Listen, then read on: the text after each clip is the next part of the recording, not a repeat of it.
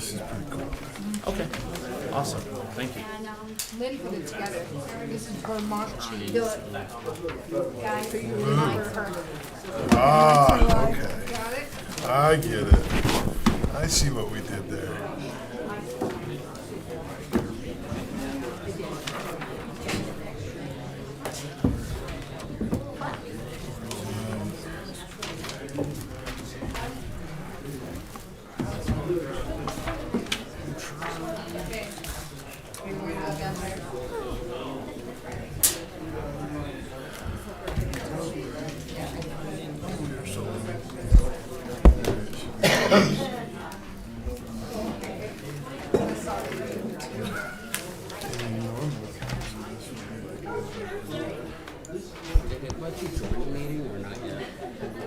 Oh, yeah, I'm joining. How are you? Good, good. How are you?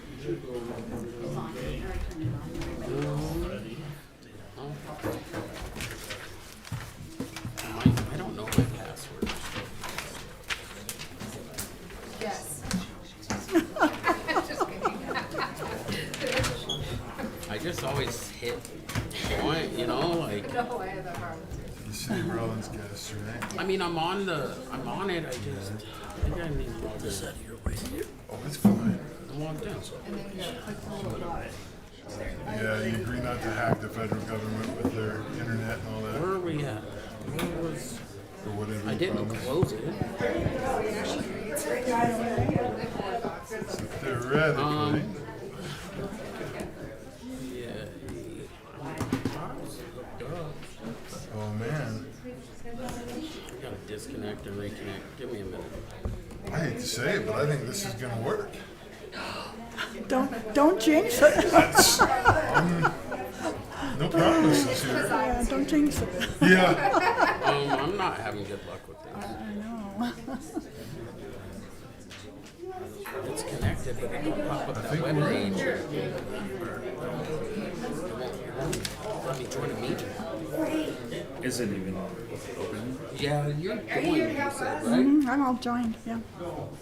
Under government. And I have to go through it. I'm right here, right?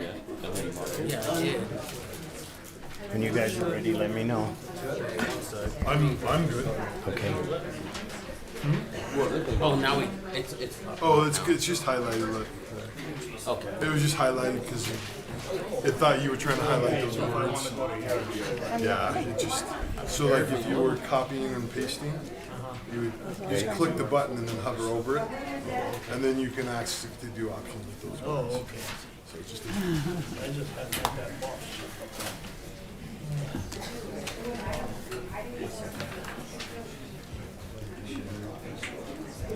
All right, at 7:30, I will call this meeting to order. Please join us for the Pledge of Allegiance.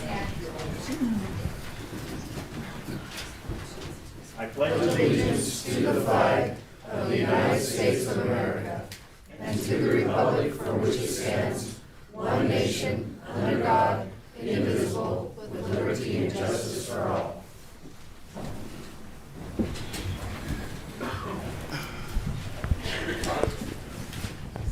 Thank you. Can we have a roll call, please? Yes. Mayor Terry Wycombe, Here.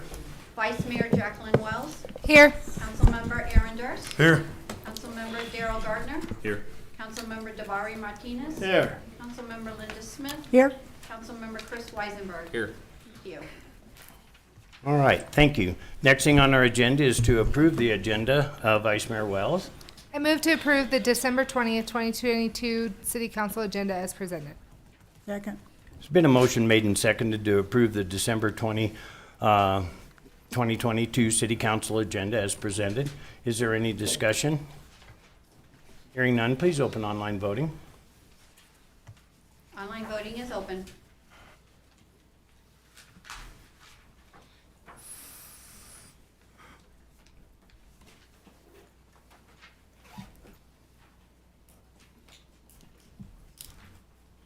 Online voting is closed. The motion passes with 7 yeas. All right, thank you. Next thing on our agenda is approve a set of minutes. Councilman Martinez. Make a motion to approve the minutes of December 6th, 2022, regular meeting. Second. Been a motion made and seconded to approve the regular minute meetings of December 6th, 2022. Is there any discussion? Seeing none, please open online voting. Online voting is open.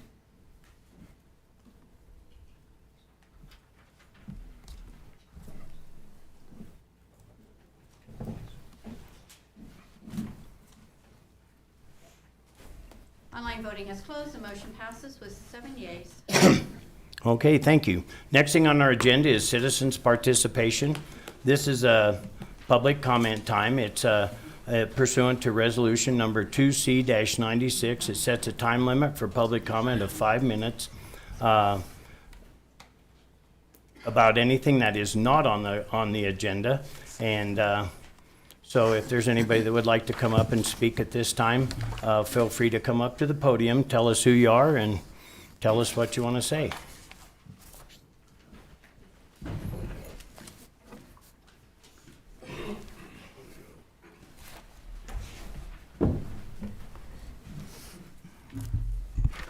Hi, my name is Christine Ford. Recently, myself and other members throughout the community have had to clean up a literal biohazard in our own backyards that the city created with what I consider a bad judgment call by whomever requested that the USDA come in and poison the local unkindness of ravens.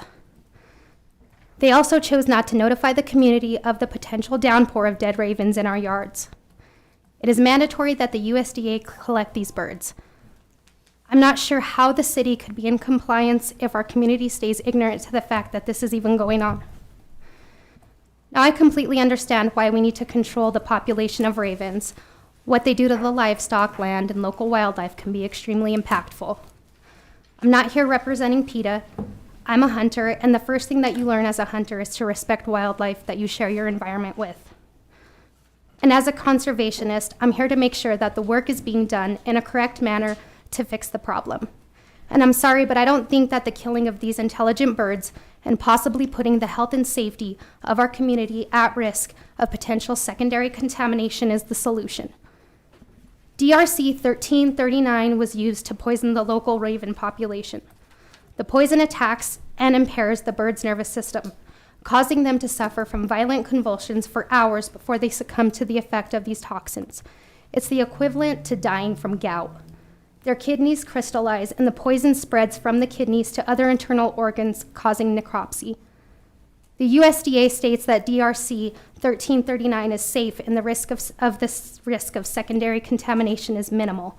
But poison is poison, and I'm not willing to hedge my bets on the Department of Agriculture telling me that my Chihuahua is totally fine chewing on a poisoned bird. I don't think that any of us with small children and pets are willing to put their safety on the line. After looking further into the avicide, I found conflicting reports from wildlife pathologists proving that other birds of prey like hawks, eagles, and other scavenging animals have in fact succumbed to the poison from eating the contents of the poisoned birds' stomachs. I also found that DRC 1339 is actually outlawed in multiple cities throughout the United States, and the list is growing constantly year over year. As long as areas like our landfill remain attractive or accessible to birds, more birds will simply move in from surrounding areas to fill the void, thus creating a perpetual vicious kill cycle. There are many other forms of preventative measures like netting, porcupine wire, frightening devices, and specifically for ravens, killing one and hanging it on a wire near an entryway could have been one of the best deterrents for our landfill. And this is coming from Luke, the USDA rep. Aside from actually fixing the gates at the transfer station. My question to the council is as follows. To be compliant with the USDA's Migratory Bird Treaty Act 50 CFR 21.41, you have to provide proof that you tried non-lethal tactics. These permits are given as temporary fixes, and expectations are that we implement non-lethal long-term measures to control the population. I would like to know what non-lethal forms of deterrent, if any, were used prior to poisoning the ravens. My second question, has a root cause analysis been done to determine why we have an influx of ravens? If so, what were the results? If not, was it due to negligence at the landfill?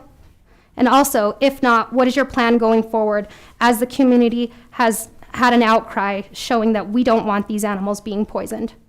And my last is, why wasn't our community informed of this beforehand so we could be diligent about notifying the proper authorities? And how do you plan on rectifying this lack of communication? We do not reply on citizens' participation, I'm sorry, but I think some of your questions will be answered a little bit later in the meeting. Okay?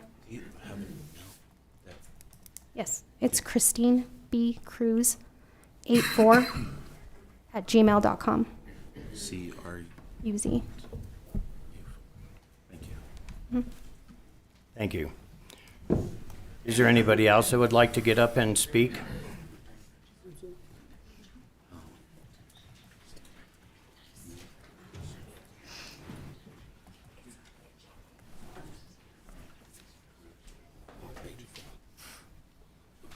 My name is Ryan Thomas. I was here last meeting on December 6th about my blockage down at the creek. I've spoke to the city manager and been trying to work a better solution out for it. Talked to Cody Dill that one day and was supposed to come back down to make a date to where he could come down and physically look. I know from what I've been told, Mayor Whiteman, you were down there looking, taking pictures. Did not take pictures. Who took, well, that can leave that. I want to submit some pictures that I want to give to you that I've taken off my property that I've given to the city manager, been emailed to Cody Dill and everybody else because pretty one-sided when, I want to give this to you. That way, you guys can keep them for your records. But 2 weeks now I've been on emailing. Cody Dill will still not answer my calls. I know the city manager was gonna talk to him and work with him. That's only been a day ago that I brought you the pictures, but I wish somebody would get it together. I'd love for all of you to come down and look at it. That way, something can get done. Getting kind of one-sided here. That's all I had. Thank you. Thank you. Is there anybody else that would like to get up and speak? Now's when, if you want to. Wendy? There was a written request for a statement to be read in public. At this time, if it's the mayor's pleasure, I would like to read that comment. Please do. My name is Brett Larson, and I am a resident of Ward 2 here in Rawlins. I would have loved to be here tonight, but other obligations out of town prevented that. However, I still want to be able to voice not only my concerns, but the concerns of the thousands of people that live in this great town of ours. By now, we all know that tonight you will be voting on whether to renew or not renew Dirty Boy's Trash Hauler's license.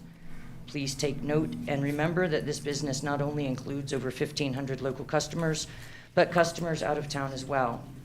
We as citizens depend on this trash hauler, and trust me when I say, if you give the boot to Dirty Boys, we will not switch trash haulers. Dirty Boys is by far the best trash hauler we have in town, and it's honestly sad some of you members would take such pride in actions to shut down a local business. Take note that even people from Hanna and Saratoga have this trash hauler and depend on this business. It is worth thinking about that the customers of this business that are from out of town should not suffer the consequences from a council that they cannot even vote for. And as for us people that are able to vote for you council members, please realize we are fed up with the ridiculousness of this council. Remember, you work for us, the public. We put you into this position. You are supposed to do what is best for this town. And whether you believe this or not, a majority of this town and your voters want Dirty Boys to remain in business. Yes, we have heard both sides of the story, and yet we still chose Dirty Boys. If you truly care to want what is best for this town, then you will renew Dirty Boy's license for another year. If not, the people of this town and its voters will hold you responsible come next election. This point is proven true as 2 of the biggest instigators of this battle have been voted out and will finally be gone come next month. I ask you, but highly doubt you take my words seriously. I also want to point out one last thing. This council and this public should know and take serious concerns into how some members of this council act.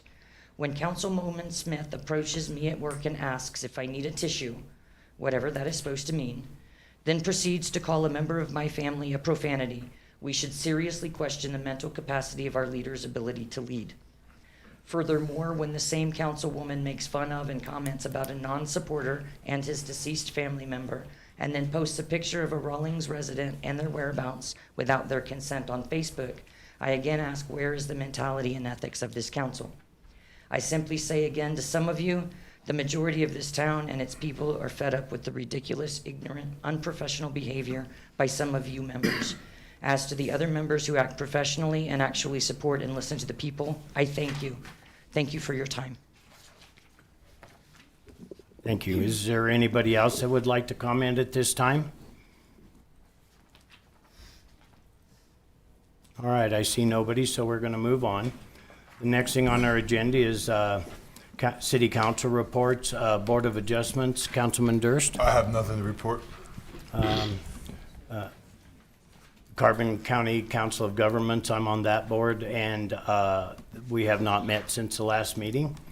I will move on to DDA Main Street. Councilman Smith.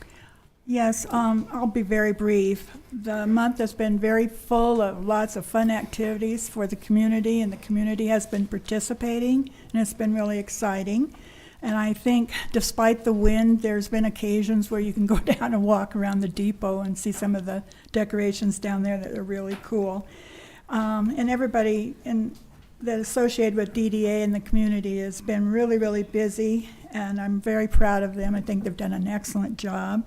Also, they had a huge concert put on, but I think it was Community, Jubilanti and Rawlins Music Academy, and it was well attended, and I think they were really surprised, but it turned out wonderful. And even though we did not have a quorum for our meeting Monday, a lot of people had to go be at work or out of town. And we did have a vote by phone, whether we wanted to give the ice rink that was donated by Sinclair to the town of Hannah. And we voted to do that. We also made sure that HS Sinclair was okay that we did that, and they're totally in approval of donating the ice rink that we were given by Sinclair to the town of Hannah. So that's basically what I can tell you. All right, thank you. Next is Rawlins Planning Commission. Councilman Weisenberg. Yeah, we had a meeting last Tuesday for some splitting of lots in the subdivision that's behind the fairgrounds, or right next to the fairgrounds, right there, rodeo court area. So that should be coming forward, I think, here soon to discuss some bylaw stuff, or there's already an ordinance in place too that kind of regulates planning and zoning. I think it's chosen we're gonna just follow that ordinance and not have any bylaws at this point in time, just because it's regulated that way. So I'm sure there will be more discussion on that coming forward, but that was it. Okay, thank you. Next is Urban Systems Committee. Councilman Garner. I don't have anything for tonight. All right. The next thing on the agenda is the Golf Course Advisory Update, and I see members of the Golf Course Advisory Board here. Would you like to come forward and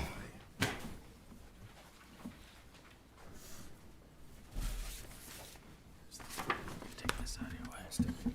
Here's the goals. Come hand those out. I'll hand them these.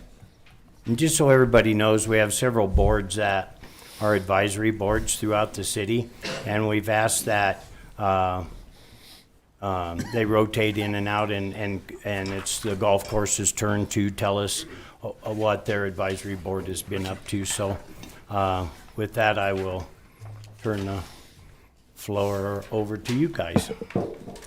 Thank you, Mayor Wycombe. My name is Tim Hoffman. I am president of the Rochelle Ranch Golf Advisory Board. We are a very active board. We're meeting monthly, and actually at this meeting tonight, we have most of our board present also. I'd like to say we have one of the finest recreational opportunities here for a small town in having this golf course here in Rawlins. Just a couple tidbits of knowledge for what we do have. This golf course has been ranked throughout the state as one of the best municipal courses.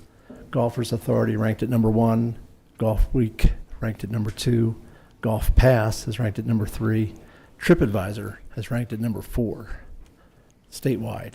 This is pretty exceptional. And these are usually coming from people who aren't here from Rawlins. These are travelers that are making comments about our golf course.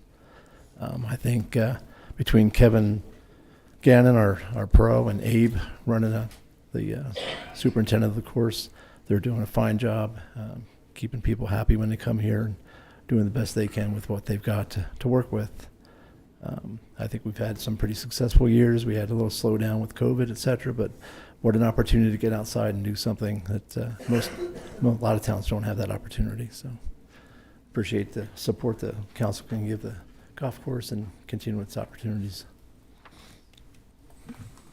So my name's Philip Kennedy. I've been on the board, I think, about 8 years now.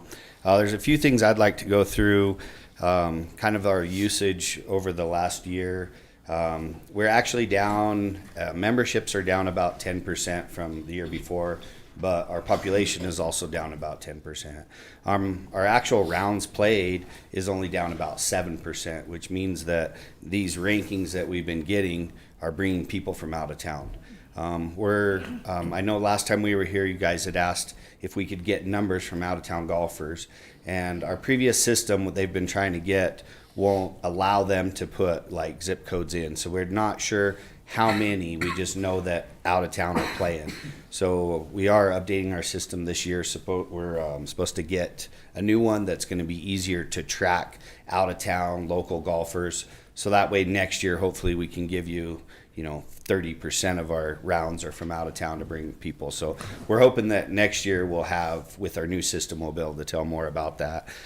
So as far as rounds, like total rounds that were played this year was 5,809 people played out there this year. So, I mean, if you really think about that, in our short season that we have in Rawlins, that's quite a bit of people that are playing it and using our course. Every couple of years we set up a master plan, and we are doing, we kind of built one, and I'll give you guys one of these here in a minute, that is kind of our goals that we would like to see done out at the golf course. And a few things have gotten done over the years, but we'd like to try to get a little more with you guys, more to try to get some of our goals done, like painting the clubhouse this year. We finally got that done. That's been on our agenda for 8 years in our 1 year plan to get. And finally this year it got done. Our golf pro got out there and painted it, which was awesome that he did it. But one of the things that we'd like as a board, and it's not our say, but we'd actually like to see more help out there. I don't know if you're aware, we've done all of this with a lack of people out there at the golf course. I mean, if you did any research, Sinclair is a 9-hole course, and they have more full-time employees than we do at our golf course. So they're doing amazing job for the time that they have. It would be really nice if we could get, if they could get even a full-time guy to go through some of these. A full-time guy could probably take care of a lot of our goals. Are all in-house goals that, other than an employee, doesn't cost a lot of money, that would maybe get us to where we're number 1 on everything in the whole state, which would be absolutely amazing. Some of our goals that will go on here is we need to replace our golf carts. Our golf carts are 8 years old. We did them on a 5-year lease with a $1 buyout. That lease has been up 3 years ago. And last year we had a little problem with batteries and battery situation. And this year, I'm not sure they'll last this year. And I think you guys have approved but we're having problems getting them because they lack of supply. So we might have to work in another year to try to get through these golf carts. But if we can get something, that would be really good on golf carts. Another thing that we're working on getting out here, we've applied for some grants to get some indoor golf simulator out there, so we can use that golf course year round, use the pro shop year round, to try to get more local people to go out there and use it more than just for golf. They can come out and do the simulator. So another thing that we've done is we've got in the budget, we've got some money to redo some of the walking paths and the bike paths out there. I think there was 9 miles of total pathway out there. And we've got another grant that we're working on to try to get that so we can get people to bike out there and do some more 5K runs out there. As a board, we've been trying to work on things to try to get used more than just a golf course, so it's open more to the public and try to get stuff going on that. Another thing we'd really like to do the first thing you see when you drive into our facility is our pump house, and it hasn't been painted. I don't think it's been painted since year one that we opened. It really needs redone, and we'd like to beautify that area up there. Try to get some more gravel in there, make it look nice, so when you pull up, it's more pleasant to the eye, to make it a little nicer. So that's something that is actually on here too. Something that we've got a few years ago, we got in the approved to hire an engineer to work on erosion on number 6 and 7, and we never actually did that. We actually got the local engineer, the city engineer, to come out and look at it. So we'd like to try to work on that a little more to get the erosion on number 6 and 7 green, so we don't lose those 2 greens. These are just a few things that we'd like to really see. We got we're going to redesign the pro shop a little inside. We're going to try to get the retail. We got one of our golf members that are on the board that she is amazing with retail sales, so we're going to try to get some more really nice Rochelle stuff in there to sell, to try to get more people to get out there and buy and try to make more money out there for that to begin with. Another thing that the board has really been working on is we've been trying to take some of the burden off as far as money. So we're actually looking into things to try to help fund some of these within the board. We've came up with a few things. The original sponsors that originally started with the golf course, there's tee placards out there on every one of the tee boxes. And we're going to try to figure out if we can go out and resell those, take the original placards and make something so they were the original ones. But we can sell some of those and raise some money to do some of these smaller projects that we need. Another thing we've been talking about is maybe doing some type of placards out on the driving range. So not only will maybe they'll be able to see from the driving range, but you might be able to see a little bit of that from the highway, because you can see our course from the highway. It's amazing. So we might be able to do some advertising small, so it's not overwhelming to the golf course and take away from the golf course, but to try to get some of the sponsors there. Our advisory board is going to do a golf tournament next year. It'll be our first one. We've been working on it for a couple of years, and we're hoping we can raise some really good money from that. Some of the other towns, we've talked to some of them, and they do golf tournaments to raise money for projects, and Torrington is one of them. And over the years, I'm not sure how many tournaments they've done, but they've raised like $350,000 for their golf course on tournaments and donations from businesses to help improve our golf course. And Torrington's is a city-owned too. Another thing we've been working on, and this is huge news, Kyle Berkshire, he is a World Long Drive champion, I think 2 years now. He has got with us, he came here and he played and thought it was an absolutely amazing course. He liked it so much he went to Oregon. On his way back home, he stopped and played our course again and filmed it the second time. And his front nine has 750,000 views of our golf course. And then the back nine, I think, has like 60,000. Well, he's wanting to set the new world record. He wants to hit a golf ball 600 yards. World record now is like 500 and something. So we're working with him. We thought it was going to be this year, this past year, but it's probably going to be this year. We're working on having a couple TV promoters here, ESPN, Golf Magazine, and they're wanting to set the world record right here on hole number, what is it, 14, I think? 14. Yep, that's a par 5. So that's the longest hole in the state. So it's an amazing hole, and he's wanting to try to set the world record. So that's a pretty cool thing that might be going on here. We're working on it pretty hard. We text him once a month or so if we're trying to get stuff going. So that's pretty cool.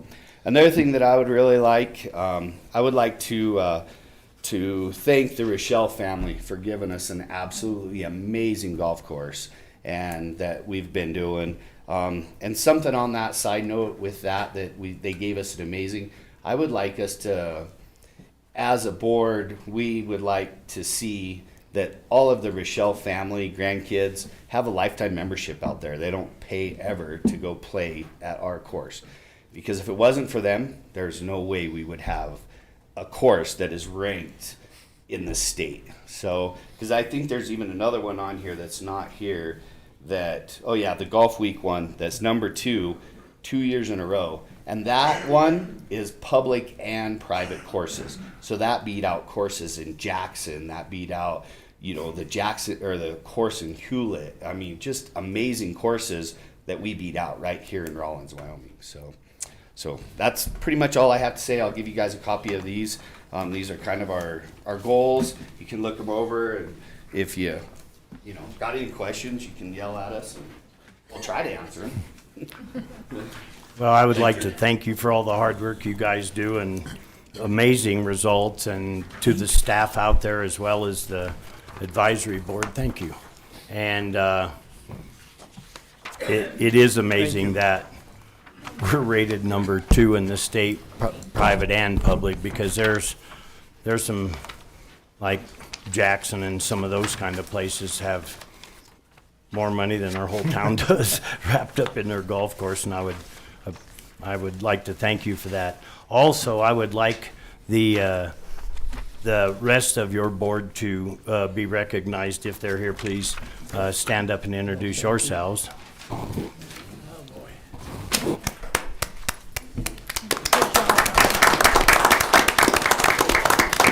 We're only missing one member. Okay. What's your names? Don't be bashful. Steve Scotus. Jerry Steele. All right. Thank you for all your hard work. And the golf course has come a long way, and it's what you've just told us is absolutely amazing. So thank you again. Okay, thank you. Mm-hmm. Thank you.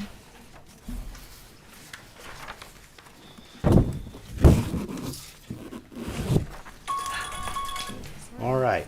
The next thing on our agenda is city manager and staff reports. I'll turn the floor over to you, Tom. Thank you. Good evening, Honorable Mayor, Vice Mayor, and members of the council. To begin tonight, I'd like to invite Andrea Hammond, if she would come up. She's got some updates on the grants that the city's pursuing. Honorable Council, I'm excited to tell you that we had 3 new grants come in this month, and they're all for things that fit well within our strategic plan. They are for doing assessments, and they would be for entry-level housing at 437 State Street and entry-level housing at 822 Pine Street, the motel that we own. Then the more exciting news, because the Aging in Place community has been working on this for quite a while, is we got the money to do a feasibility study to turn the Pink Motel into assisted living housing. Ooh. Good job. So, yeah, we're working on that. And the other news I have for you is just today, the ARPA 3 got announced for local governments to compete for the water fund.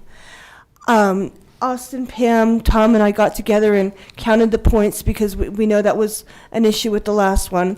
And it looks like we'll be able to get 29 out of the 38 points available with what our demographics are and our background are. So there's a big push to get that on. It's due January 23rd. I'd like to put a resolution on for January 3rd and have the numbers to you by then, so Austin will be working on that. But I do think we're better poised this time if you all would consider letting us move forward with applying for ARPA 3 funding for the water project. And that would be taking care of part of phase 2, which would be the spring boxes in the Beaver Springs and Sage Creek Springs areas. that would filter out with their fingers, is what Austin calls them, and collect more water that we're not getting at this current point. So it would really augment our water supply if we were able to do that.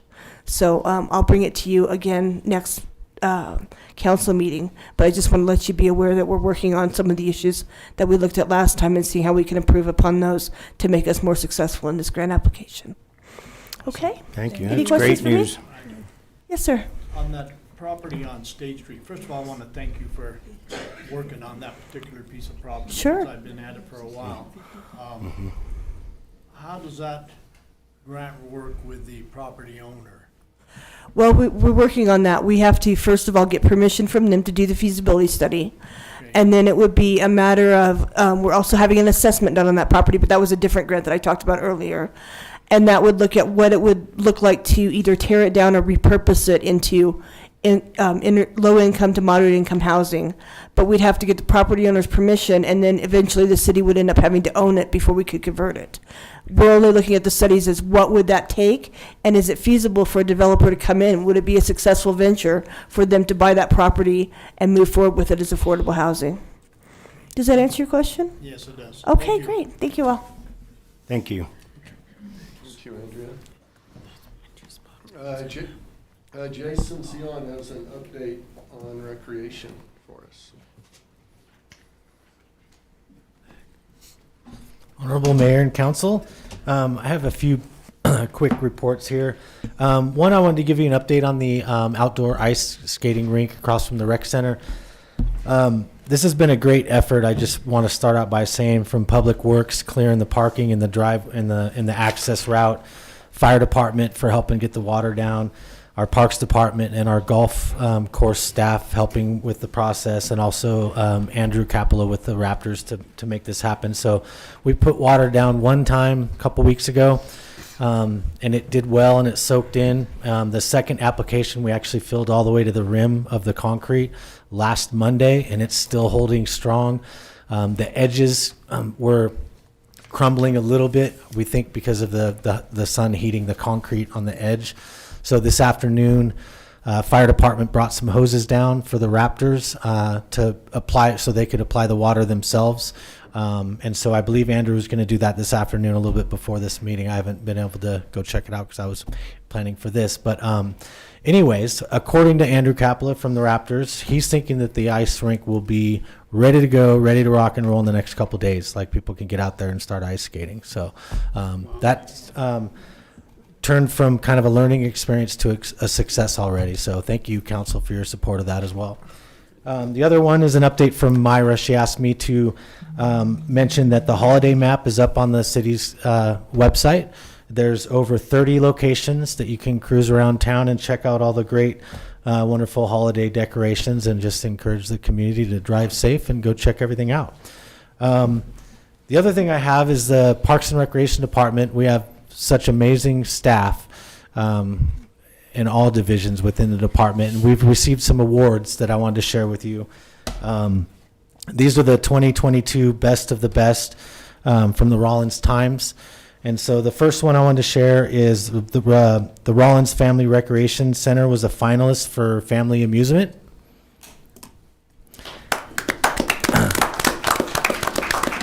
The next one is for a local event, and this isn't the first year, but we won for the event Music in the Park. And speaking of the Rochelle Ranch Golf Course, they were a finalist for family amusement. And the golf course was also a finalist for best golf course. And the last one, even, with our challenge a little bit with watering the parks, I know, the livelihood of our residents is extremely important to this council. So there were times this summer where, in order to allow residents to continue to water and utilize water and have drinking water and bathing and not have further water restrictions, we opted to stop watering the parks.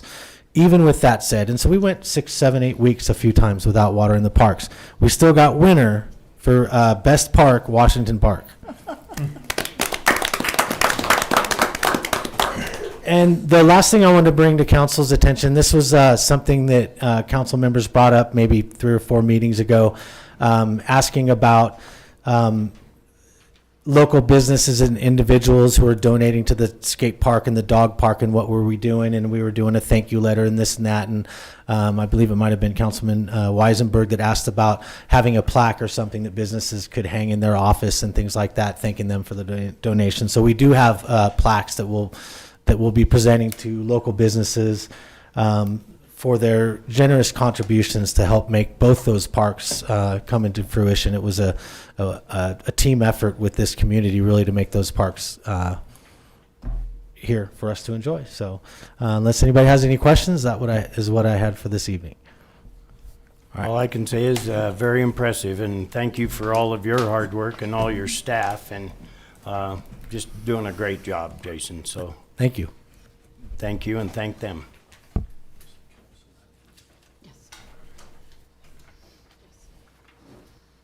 Okay, thank you, Jason.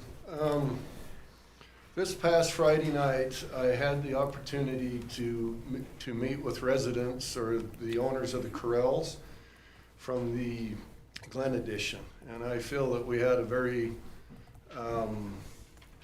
positive talk with each other, to get some information out. Tonight, I'd like to share with you a little bit of what we talked about. And I'd like to share with you about how we calculated the rates that were on the last bills, and then some information that came to light, through research afterwards. You should have a packet in front of you that has this, and we have a few here if people would like one. Lynn has those up here. That we could pass out. I would like to focus most of my comments tonight on page 17 of this, but I would like to point out on page 7 is the rates that came through our rate study through our consultant. And the reason that I think that is important, if you look at the old rates up there, we used to charge a monthly minimum of $14.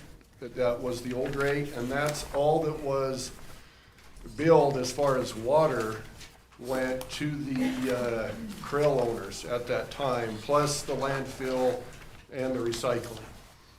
But the $14 was just the monthly minimum before. So if you turn to page 17 within the packet here, when the water rate study was done, we took the rates that went through a master meter that went to the Glen Edition, okay? So we have a master meter that all of the water would flow through that went towards the addition. So the original rates that we set were for the flow, okay, which hadn't been charged till now, because I said it was just the monthly minimum. So if we were to add the flow through the water rate study as a recommendation to the corrals, we went to that master meter and we took the readings from it.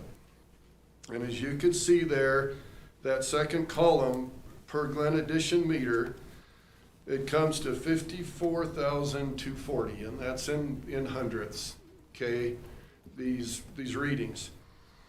So when we did the water rate study and we set the rates, we took the flow that went through that master meter, okay, and we charged that out to the Glen Edition. We annualized it and we divided by 12, and we set the flow portion of the bill off of that, okay? So it was an actual reading through the meter.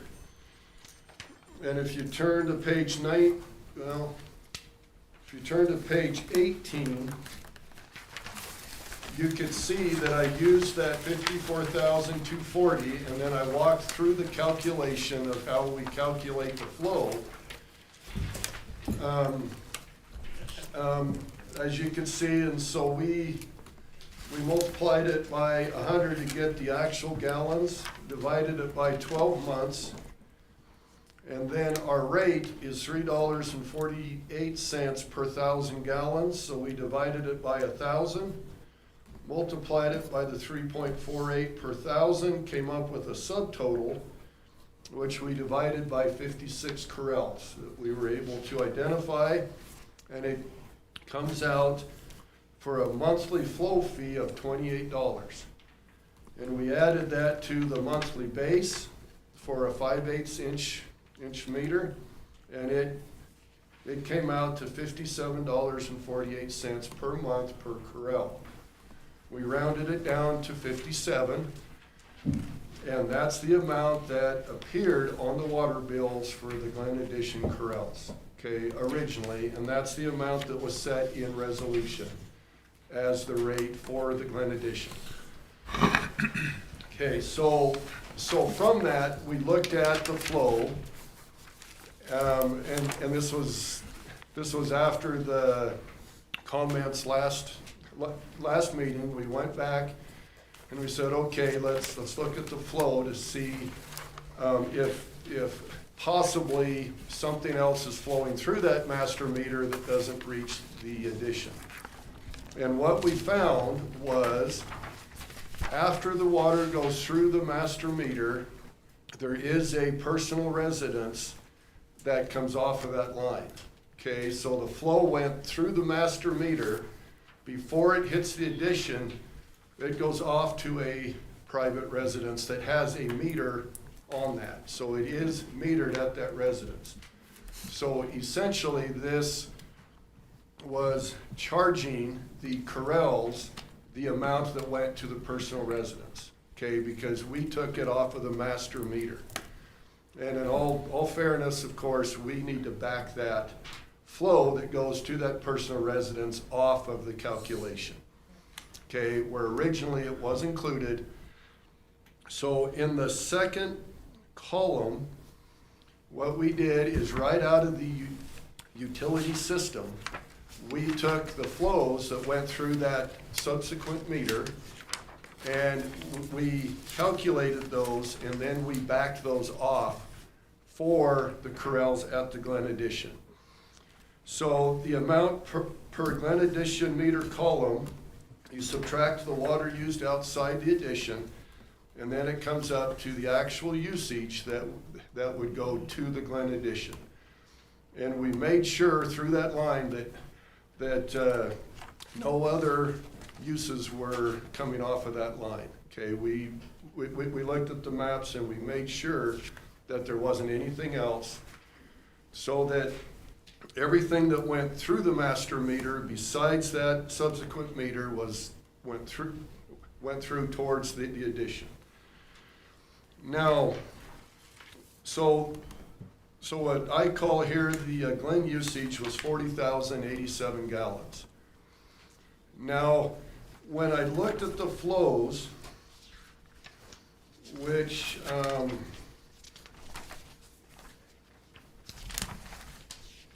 I can tell you what page we got those off of. Page 15, if you wanted to look at 15.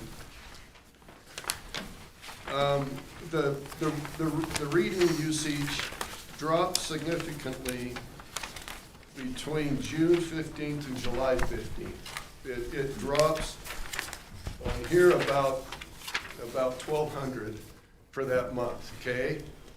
So I contacted the water department and I said, was there a significant event? And they said, yes, we found a leak in the line.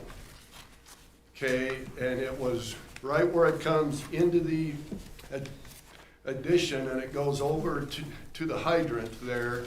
The main joint there had a valve on the top that leaks pretty bad. Okay, we're not sure the actual amounts that went off of it, so we have to estimate. Okay, and so what I did on that estimate is that if you turn to page 19, what I did is I subtracted the amounts from the previous year to the current year. Okay, and that is as if it is consistent year to year, okay? So it's just for estimating purposes. I subtracted that to see what, an estimate was of that leak. So if you take the 5 months, July through November that we had at the time, and you average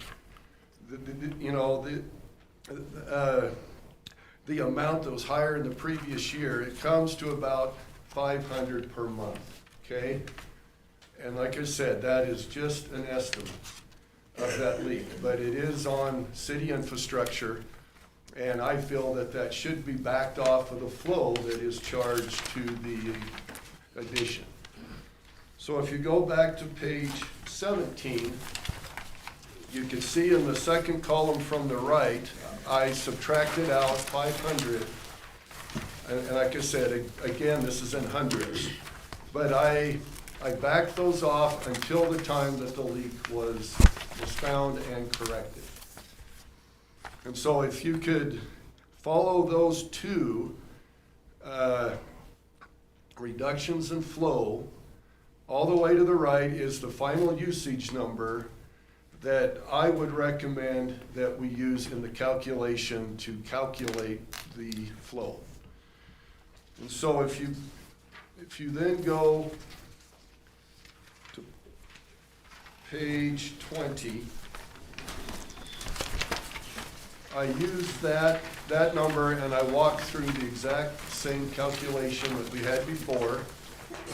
Okay, I multiply it by 100 to come up with the actual gallons by 12 months, divide it into thousands so we could multiply it by the flow rate per thousand. And the subtotal comes to 1,061. Divide that by 56 corrals, it comes out to $18.95 would be the amended charge for the flow. And if you look back at the original calculation, you'll see that's a reduction of about $8 in the calculation based on those two items.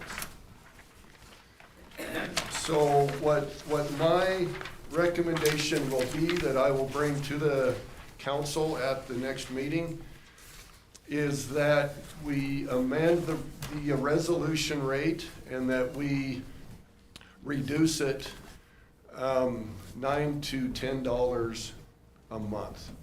That would be my recommendation, and that is just based upon the flows and the estimates that I made. Okay, there has been a month go out at the higher rates. I would recommend at the next meeting that we refund that as part of their next bill, that we can take that off. Are there still leaks, and different things in the line? Probably, yes. But we don't know how to estimate that really well at this time. And so what I can do based off the actual flows and an estimate of what we had for leaks, that is what I will recommend next council meeting to change the resolution. Is there any questions on that? I know I went through that really quick, but those are what we found, just like I said, through the flows that we could see. Okay. A second item tonight, I'd like to read to you just a statement that I prepared this afternoon about the ravens at the landfill. So managing the raven population at the Rawlins landfill has been an ongoing concern. Ravens has caused human health and safety issues in addition to damaging livestock and equipment. This has been a serious issue for city staff, visitors to the landfill, as well as surrounding ranchers. as a maintenance action taken by the city of Rawlins, the city partnered with the USDA Wildlife Services. The USDA Wildlife Services has performed a lengthy process at the federal level to assess alternatives and to determine environmental impacts. The methods used resulted in no secondary toxicity causing danger to pets or other animals. It is the USDA's practice to notify organizations that may receive phone calls as a result of actions taken. USDA fieldwork began the week of December 12th. Efforts to be taken by the city of Rawlins to improve management of raven populations include performing repairs to the MSW building at the landfill, which will block access by the ravens to the inside contents of the building. The city is also looking to replace garage doors that have been damaged beyond repair. Vice Mayor Wells? I just have a follow-up question. I didn't know anything about the Ravens. Just so Christy knows that we didn't know anything about it. She was wondering in her comment earlier about public notification. Would that be a USDA thing, or would have been us? We asked the USDA, and their response is that they contact organizations, and the notification to the residents was a city responsibility. Okay. We have had this performed in the past, and we felt that it was a maintenance effort, that we have continued. But yes, that would have been a city responsibility to have contacted the residents. Have you guys tried putting that sounds horrible, but the dead raven up on a pole so it scares off the other ravens?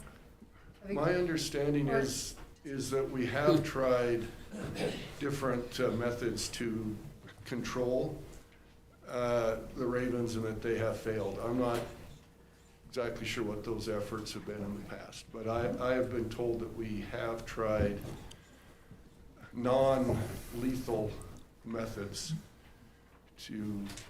for that. Councilman Weisenberg? I could attest to that not working. In the industry I work in, we deal with them all the time with water and oil tanks and stuff like that going on, and we've tried several different methods, owls to deter them, different rags, the kind of stuff blowing around, windsocks. Nothing deters these birds anymore, it seems like, so I can attest to that. So. Yeah, Gal back there had a question.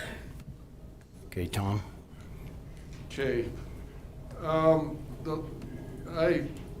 I would like to thank the owners of the corrals, at the Glen Edition for their cooperation through this and for coming out tonight.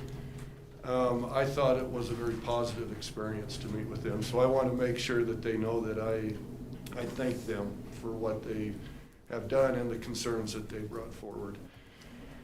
The last bit of information I'd like to share tonight is our community surveys that went out. The period to submit those has passed, and we received 215 different surveys from the residents, which is very good.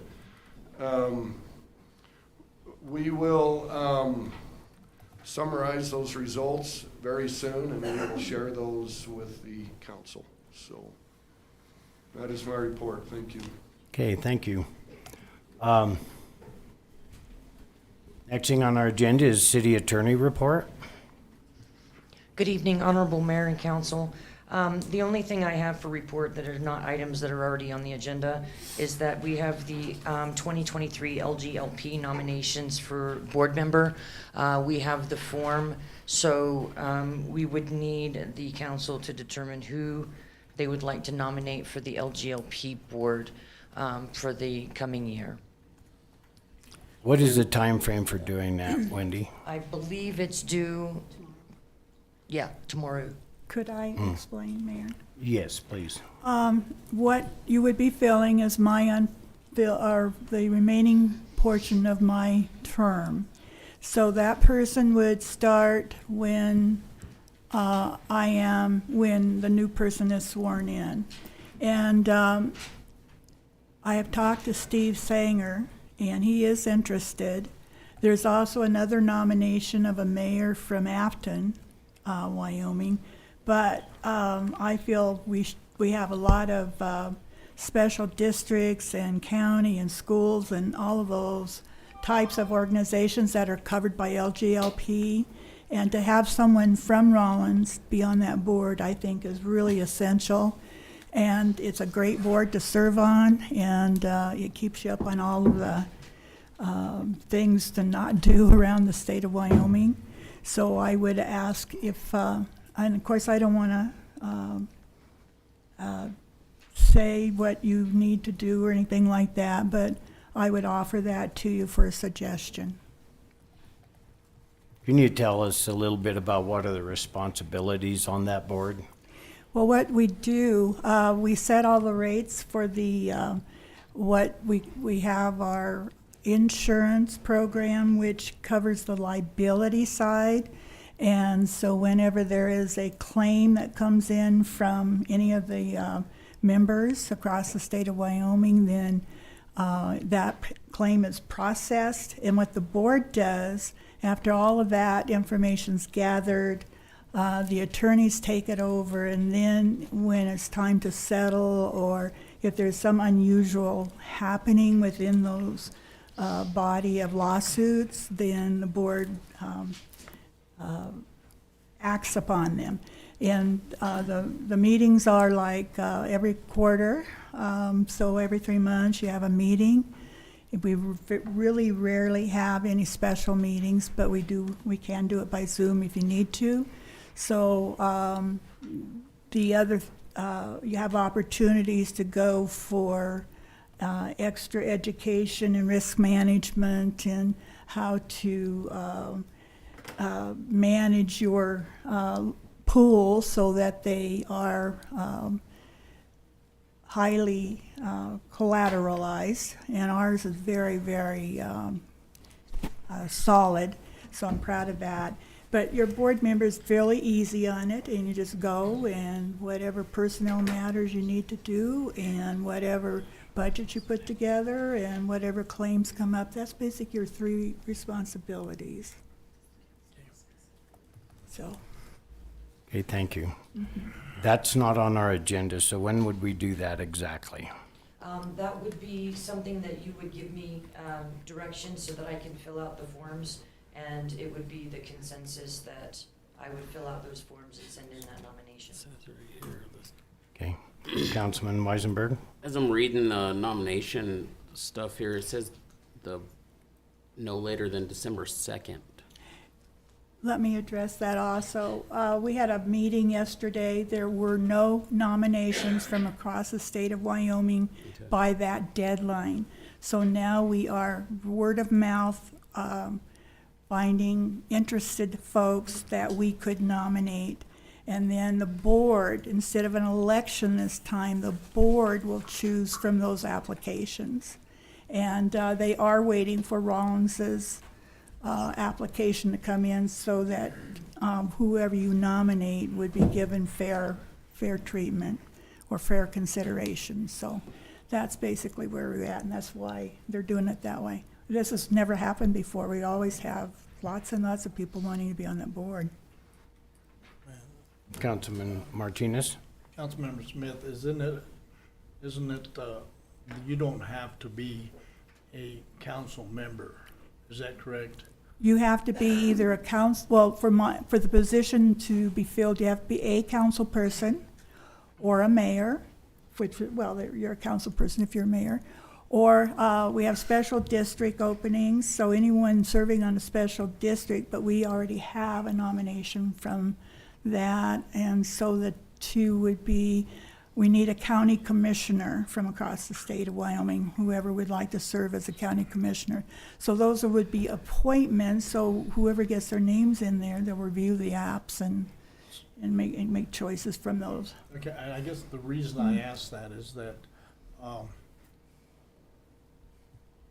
elected council member, Sangers, if he wanted it, we as a council could not vote to get him, put him on it. Yes, you can. You're making the nomination. You're making the nomination, and he's elected, but he hasn't been seated. But he, it would be for after he is on the council, so So he'll we'd be doing that before.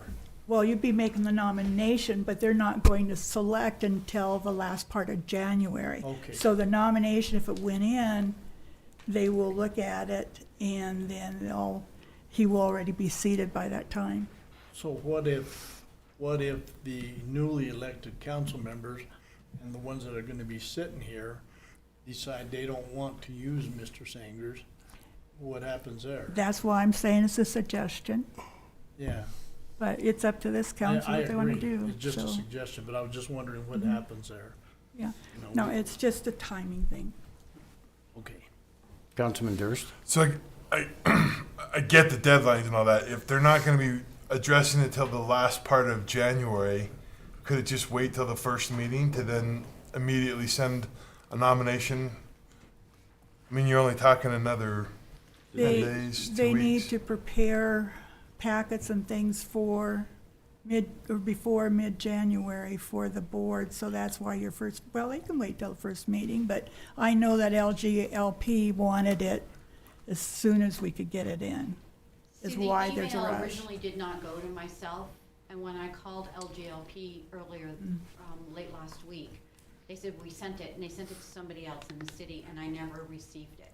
So then, when I spoke to Michael Todd, he said he needed the information as soon as possible, and I said that we had a council meeting on Tuesday, and he said, can you get me the information on Wednesday? And that's where that's when I had spoken to him. Now, you have spoken to him since then, because this was last week. So I received the email, they forwarded me the email, so I would have the documents, but I never received them back in November when this document was originally dated. It went to somebody else in the city. It did not go to myself. So that's why there's a lag here. Okay. So What I'm I sorry. can say to you, I'm only going to be there, or my term is only for 1 year. So if you chose somebody and they wanted a seat, it's only for 1 year, then they're gonna have to stand for election to that board. So, that's 3 meetings. I guess my thinking is that maybe somebody, whoever does it, has to get a hold of the council members that are gonna be sitting on this council and ask them if they're interested in sitting on that board. I already have, but it's up to this council who they wanna nominate. I understand that. I'm not questioning what you're saying. I'm just saying that, I have problems making a decision. Even though I like the decision, I have problems making the decision for council members that are gonna be coming on. Maybe they're interested in sitting on that board. I understand that. Okay, that's I think that's my biggest issue is you've got 3 people that could potentially be interested that their opinion just won't be sought. And I mean, I get the timing. That's not the issue. It just, if it could wait for that first meeting, I think it would be more appropriate. What would worry me about doing that is that there are other places that will be nominating people, and if we don't, the deadline was December 2nd, and if we don't react now, we might have it work out to where nobody from Rawlins is picked, so. But that would this be is my just to only replace concern. the 1 year, which is then going to go to election Yes. again anyway Yes. in 1 year. So even if Rollins missed that, in 1 year, that opportunity comes back. Yes, Correct. Worst case scenario. yes. Vice Mayor Wells? Well, the 2 individuals that weren't asked about being interested are sitting out there. No I- logic. No I mean, logic. we could ask them if anybody else was interested at this time. Well, Does that yeah, make we sense? could, Yeah. yeah. So, is there anybody else that would be interested in that? I would be interested in doing that. Okay.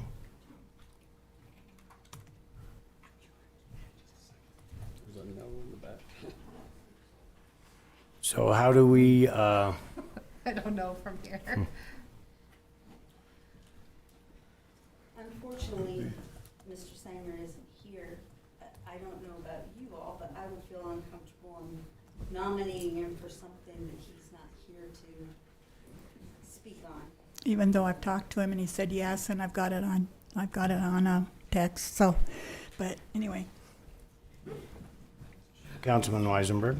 I think we could take the chance and maybe reach back out to LGLP and say, that maybe if the council would agree to this, is send them a letter or an email saying that we are waiting on the newly elected to sit. If we could take that, I mean, I understand it's a risk versus reward type situation here, but if they're waiting on our nomination, I believe they might be willing to wait. So it might be worth a chance. I would support that. Yes. I think that's a great idea. How do you feel, Vice Mayor Wells? I think it's hard to make a decision without people. It is the switchover thing is a tough situation. I get that. I just don't want to cheat Rollins out of a seat at the table, but, I agree. I just So- want to see possibly if we could send a letter to them or email and Email to explain Tom. the situation of outgoing, incoming, and That it will be on the agenda. it will for be that on, meeting. yeah. does that sound okay with you, Wendy? Yes, sir, and we can put it as an action item on the next, at the first meeting. Okay, We have to nominate other things as well, so. okay. If- Councilman Garner? If it's a time thing, could we maybe have a special meeting for it? Reach out to them, get that information, just have a special meeting you know. I wouldn't be available. I'm out of town until the first of the year, so. It would be tough for myself also too. Okay. It was just. I've just got so many things Yeah. going on that I just don't think that would work for me. So Wendy, can you communicate with them what we're thinking? Absolutely. All right. Thank you. Do you have more, Wendy? I do know, sir. All righty. Next thing is direction from city council to city manager and attorney. Councilman Weisenberg? Just a couple things. The Raven issue, I understand it's a maintenance thing, and a lot of times that's not reported to council, but when something of such comes of happenings here, could you please inform the council? We had no idea this was happening, so I'm sorry that you had to deal with that situation, but as far as I'm under any understanding, the council had no understanding of that happening at that point in time, so. May I? Yes. I will take responsibility for that because, we were informed about it. However, we considered it a normal operation, and as we don't make it a habit of letting the council know about normal operations, that is why we didn't tell the council. It wasn't that we were trying to hide the ball or anything. Things that are normal but outside normal, we can definitely do better about pushing that forward. So I personally apologize for not getting that to council. So. All right, thank you. Then the next thing, I was gonna ask Tom, the fountain that was at Depot Park, they were gonna use it for a flower pot. It's in storage, I guess. They're talking about the beautification at the golf course and stuff like that. I honestly think we could look at that fountain, possibly have it repurposed, sit at the golf course. The city owns that fountain. I mean, I'd like to see it utilized in a better manner than a flower bed, to be honest, if we can. And maybe, I mean, if the council would like to see that, it might be an option to help beautify that out there too, so.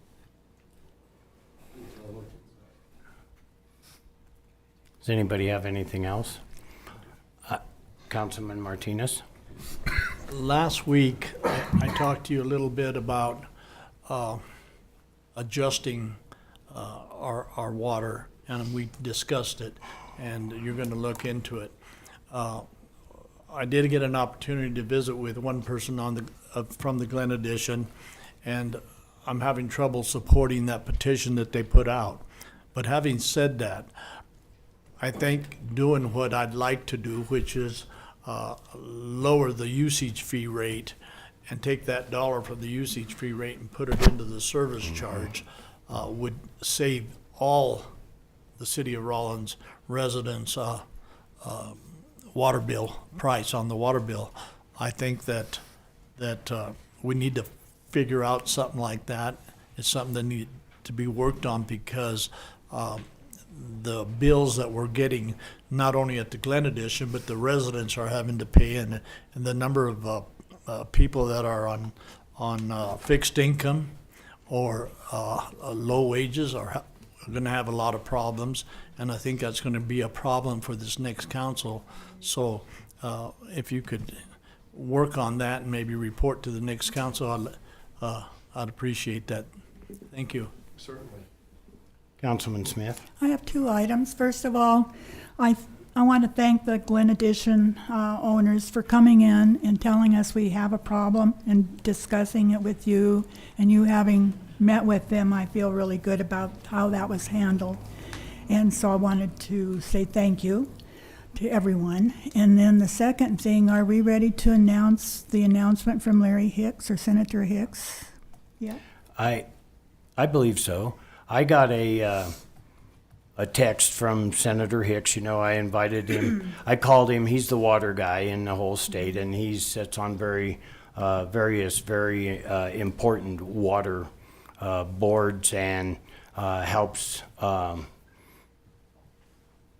with water issues all over so many different ways. Well, anyway, he agreed to come to Rawlins and meet with quite a few of us and in this room, and he asked a lot of questions. What are you using water for? This, that, and the other. And then he texted me about a week and a half ago, possibly, that he was successful in getting the $250,000 included into the omnibus bill to help Rawlins. It was in the amount of $250,000 to help update our master plan for water, which will open up the doors to a lot of different grants. And so I did express deep gratitude to him for helping Rawlins get that done. And so anyway, that's a big deal. That's a very big deal. So if you get a chance to message him or see him or whatever, thank him for taking care of our town. And so anyway, that worked out really well. And there's more to come. He's got other ideas about how to pursue other things, and hopefully it'll just keep coming.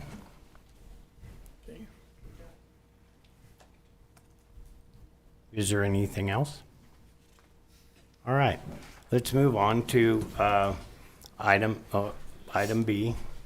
I've lost connection from the network, I guess. So, Vice Mayor Wells. I move to approve the third and final reading and waive the reading of the ordinance amending Rawlins Municipal Code Section 508-030, responsible beverage server training. Second.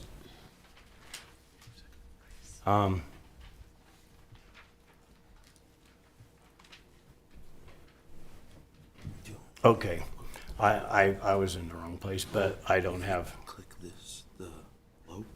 Okay. We're so dependent upon these computers. And then check that box and then connect. And then if it disconnects, then we can. Do you want to read mine? Thanks, Daryl. Yeah. Thank you.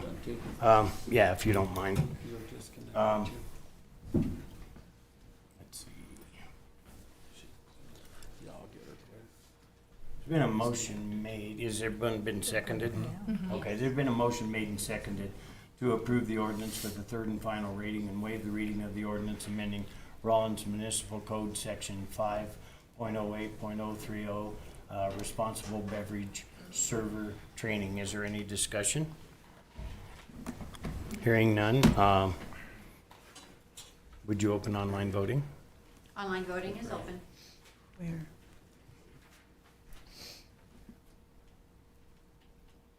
Turn Wi-Fi back on manually. Daryl? Yeah, the automatic. Right click. Manually? I've never had this problem before, but. You're doing. Oh, yeah. Let's see. I just turned off.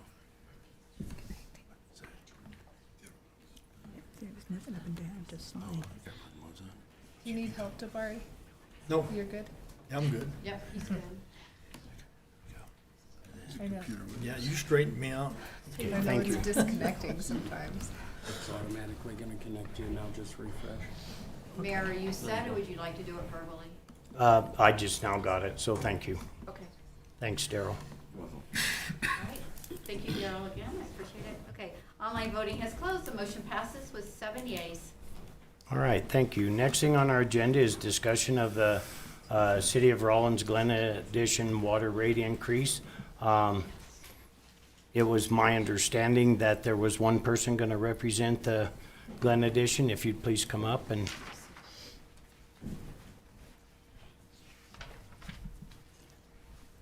So it's Austin Thomas. Thank you. Oops, sorry. So first of all, I would like to say that we've all worked very hard, and I appreciate all of you guys' input and help and being involved. Like, everybody got involved, the citizens, the Glen Addition people, even the residents got involved, and I really appreciate it. Because when the past becomes the present, you lose the future, which was a quote by Mrs. Garvin, and that's pretty much how it is. Like, we've been repeated so many times, and it takes people getting involved and wanting to fix it, but being willing to compromise too. And that's one thing that I have to say is the Glen Addition owners and the petitioners have both been willing to come to terms. We met with the city manager. We went over some things, and there's just a few small points that I want to point out. So in our original petition, we were doing that based on the fact that we had found problems with it, and we hadn't had a chance to speak with him yet. So after speaking with him, I really think that we can come to an agreement of some kind. I really like the idea of, readjusting and estimating. There's only like one little thing I want to bring up, which is you went from July of 22, is where you stopped at the 500. So in between July and December, there have been 17 times that the Glen Addition has lost water for one reason or another. Breaks, a lot of breaks. But I know you guys have been fixing stuff too. So that being said, if we have 17 times that we're without water, we've got problems. And I know that in the original meeting, we said that the infrastructure would not support meters, but after looking into it more, the meters were there and it will support it. We just have to do the work, the legwork to get them at least where can be not as big of a financial hardship on everybody. And one way we could do that is if we had a committee of our own, we could apply for grants through the FFA and the 4-H and other, because that's really what the Glen Addition is. It's animals and it's kids. And we do a lot with the Carbon County Fair. There's a lot of people, who've been here, like you yourself. I would like to thank you. You have voted consistently down the line to support the Glen Addition. I really appreciate that. So in the 2011 workshop, they came to a cost of about $1,500 per lot for the meters, but they were figuring in different owners. But a lot of the owners over there own multiple lots, so it would only be 1 meter for the connecting lots. And I think that'll bring our costs down a lot too. One thing that I would like to bring up is that we pay a $12 landfill fee, sorry.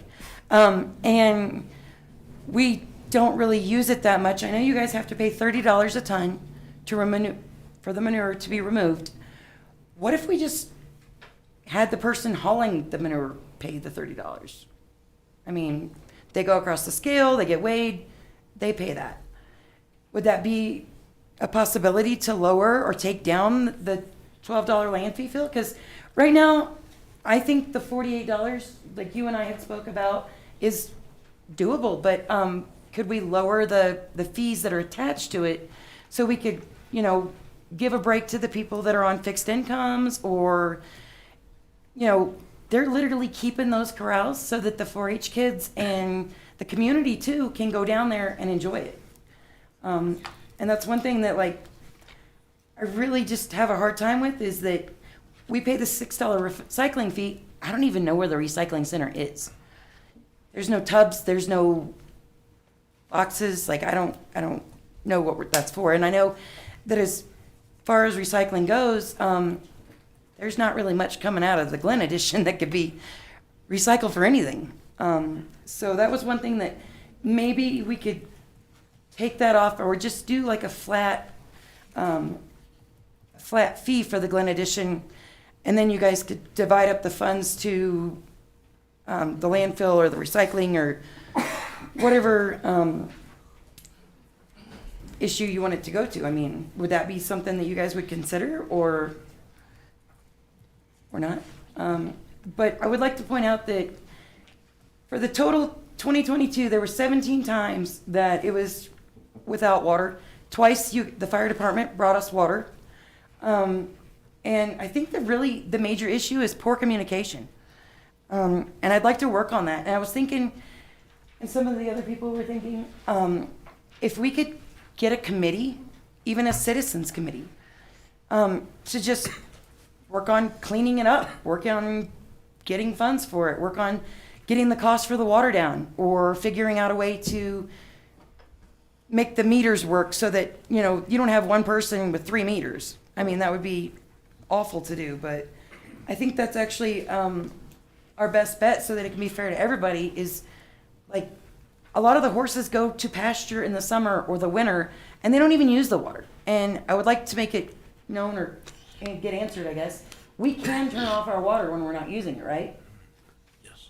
Yes. Okay. Can. I just want to make sure, like, if they go down there, they can turn it off and then turn it back on. Right? Councilman Martinez? If the answer to all that problem down there is getting some meters. The second problem is the staff needs to be working on how we're gonna pay for it. We can do an improvement district where you pay it all. You could use impact money, because I think impact money could be used for it. The corral owner could pay, instead of the $1,500, they'd pay half of that. The city would pay half, something like that. There's a lot of ways to do it, but our staff has to work on that particular problem, how we're gonna pay for it, and then come up with something. But the whole answer to that, any problem down there, is to get it metered so that we're all treated fairly. Yes. You're treated the same as I am. I got a couple of lots. The minute I turn that spigot on, they charge me for recycle, they charge me for the whole works, and there's nobody on it.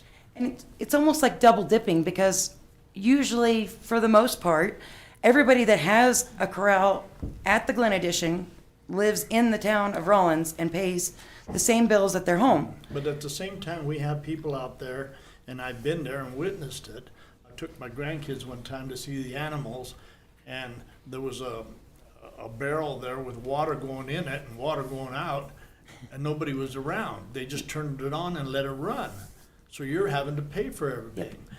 And then there was one truck, a flatbed, that had a big plastic barrel in the back, and it was filling it up with water.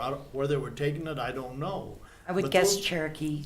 But I'm just saying, those are some things that you need to police yourselves in the Glen Edition, because you're having to pay for anything they do down there. And that was kind of why I was leaning towards a committee. Maybe that's why that committee would work. Yeah. Yeah, I think it would work.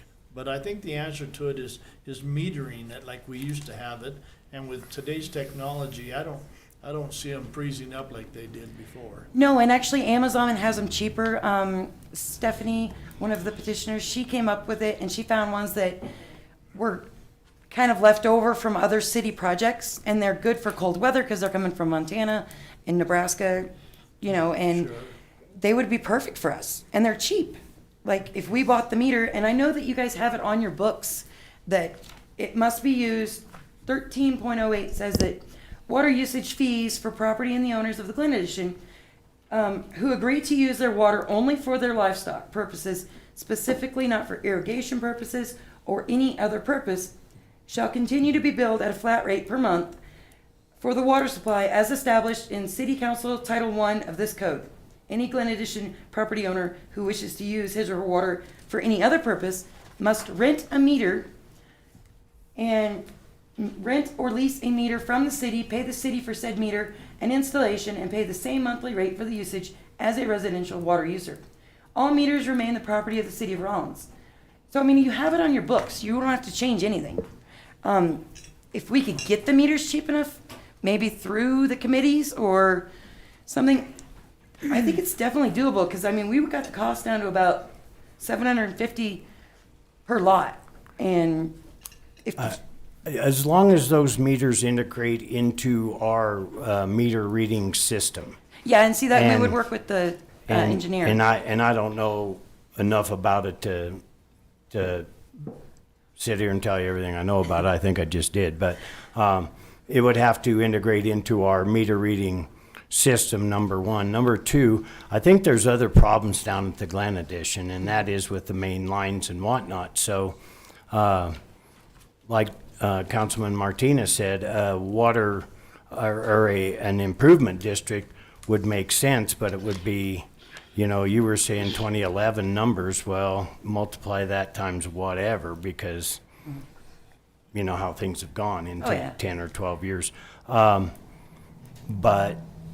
I also think that a committee that could work with the city to come up with solutions would be a great idea. And I don't think the improvement district thing is the way you would want to go, because it would be tremendously expensive for each one of you. Where if we can get grants or use impact assistance or whatever to get those things done, it would be better. It's not going to happen overnight, but the only fair way is to have each person have a meter, because some people, I owned a corral for a long time, and I might have had a cat down there, but I didn't intentionally have a cat, and I paid water fees and whatnot all those years, and then some people have a lot of animals and whatnot, and really the only fair way is to meter the water to each one, not a quick fix. No, but and it's gonna take a lot of work. If if you guys would like to form a group and then work with the city crew, that will bring better understanding from both directions. And one thing I'd like to mention, you guys the city recently donated $10,000 out of the building fund, right? The abandoned building fund to Cheyenne. And I understand that was for tax purposes? No, it was for abandoned buildings, to explain that, I'll do it as quick as I can, but it's very complex. But we have a lot of buildings in town that are dilapidated and really need to go away or be dealt with. Their health and safety issues. And like if the city, and it has, gone in and demolished some of those places, and then they try to recoup that money from the landowner. All that happened was the city took a piece of property with a negative building on it, that made it worth negative money, and turned it into a resellable lot. And so all they did was enrich the lot owner. So what the goal there is working with Cheyenne and several other towns, hopefully, to get the state law to where we can take care of those dangerous buildings, protect our the people of Rawlins and then recoup our money. That's what that 10,000 was for, basically legal fees to research how to get the legislature to feel comfortable doing that. Right. That's what that was for. And then one thing I would like to ask, so we pay a $10 fee on top of our corrals just for, I think it's a kennel license. I'm not 100% sure what it's for, but I know we pay it every year to have animals down there. So where does that, could that go to the water fund too? Or? And I don't know about that, but I can tell you that, like with water, landfill, sewer, those sort of things, they're enterprise funds. And the law is that your water has to pay for water, and your landfill has to pay for itself, and so forth. In other words, we cannot overcharge for water to build a park or to have some other diversion. So right. Those enterprise funds are separate, and I don't know about the kennel thing, but that is something we can I'm not really discuss sure and what look it at is. too. It's called a corral permit, and every year we're charged $20 for that corral permit. But I don't know what it's for, but every year I've paid it, it's $20. Well, we can look into that and see more specifically why that was imposed to start with, because I have no idea.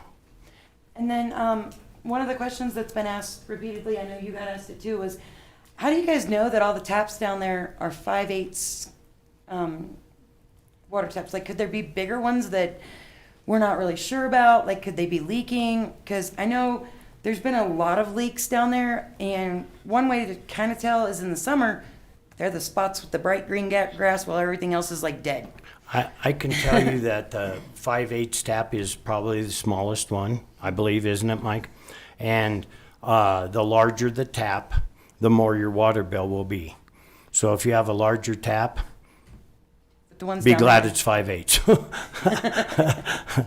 Well, I was just wondering, like, because I know everybody, especially, we have found just a few things that were done, and I understand that the survey that they did was very rushed, and I get it. It was just literally, the engineer was given the wrong information, and he took that and he made it into his report. And I think because of that, like, it raises a lot of questions, because he got in a hurry and he wasn't really sure of what goes where. I think you addressed the question about the cherry trees that go out on I-80. It's on the back page of your handout that you gave out.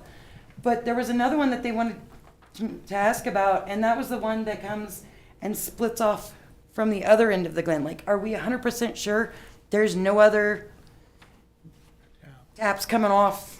I can tell you with that water survey what the plan was, and we approved it, and that was to have 2 people from the council be on that committee. It was Councilman Garner and myself, and it was several people from the city water department, and whatnot was going to work with this consultant. And the next thing that happened was a consultant was hired, and none of us were included.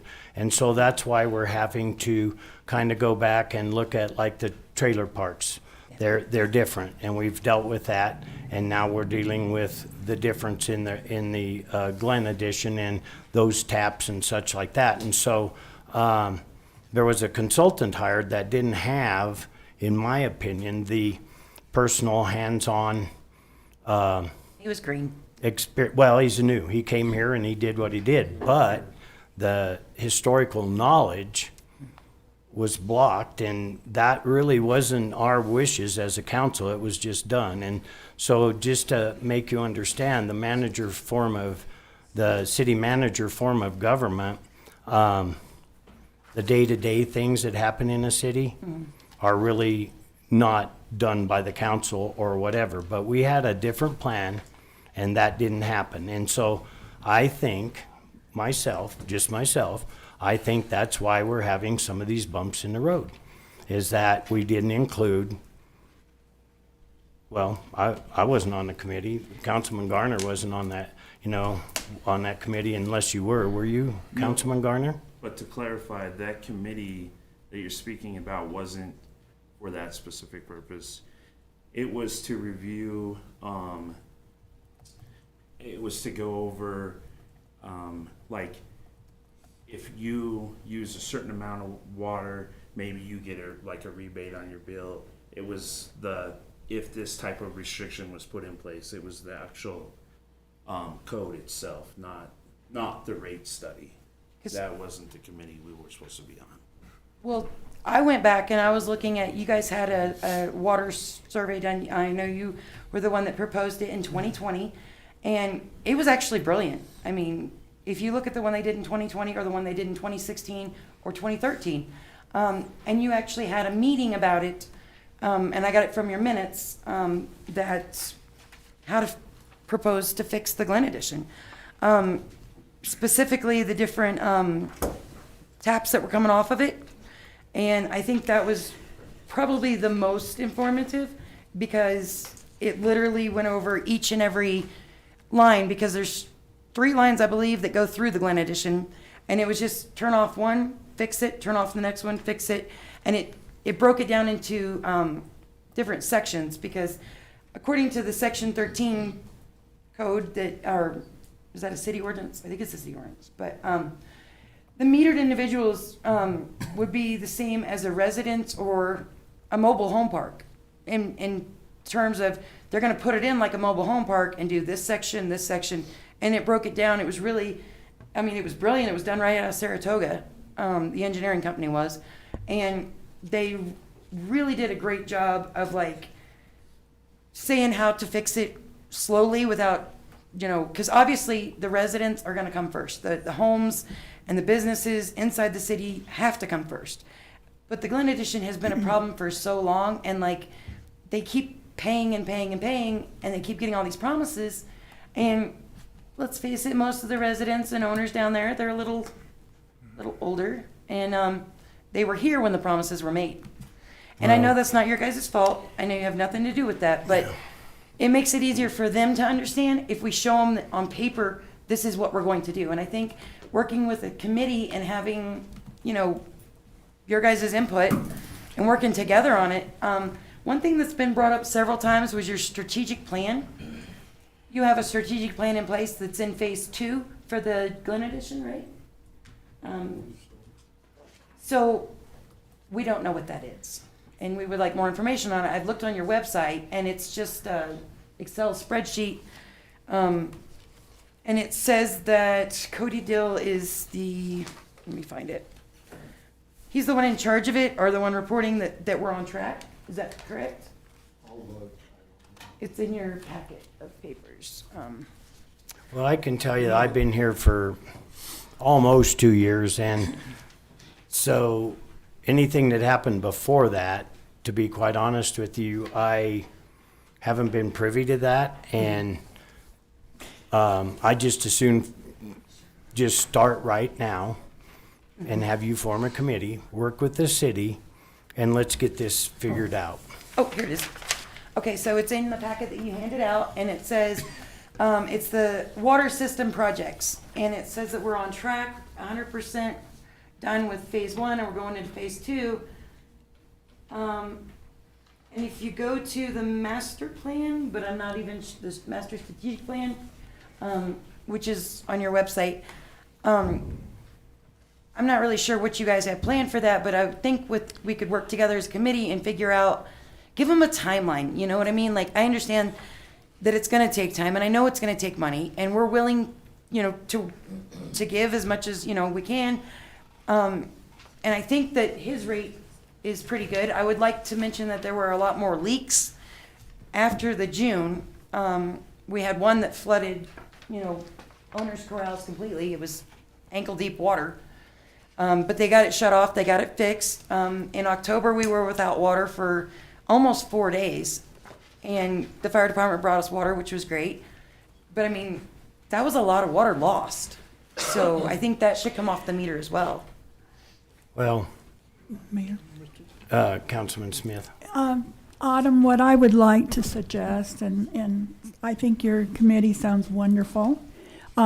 Just bear in mind when you go down the strategic planning, that probably is just the very beginning. But where I think you folks are at is that you're you're needing to have an engineering, not study, but the plan, actual plan put together, have that assessment done, and then work with the city and the city engineer to, find out what you really do have down there, although we have folks that they know the water systems pretty well.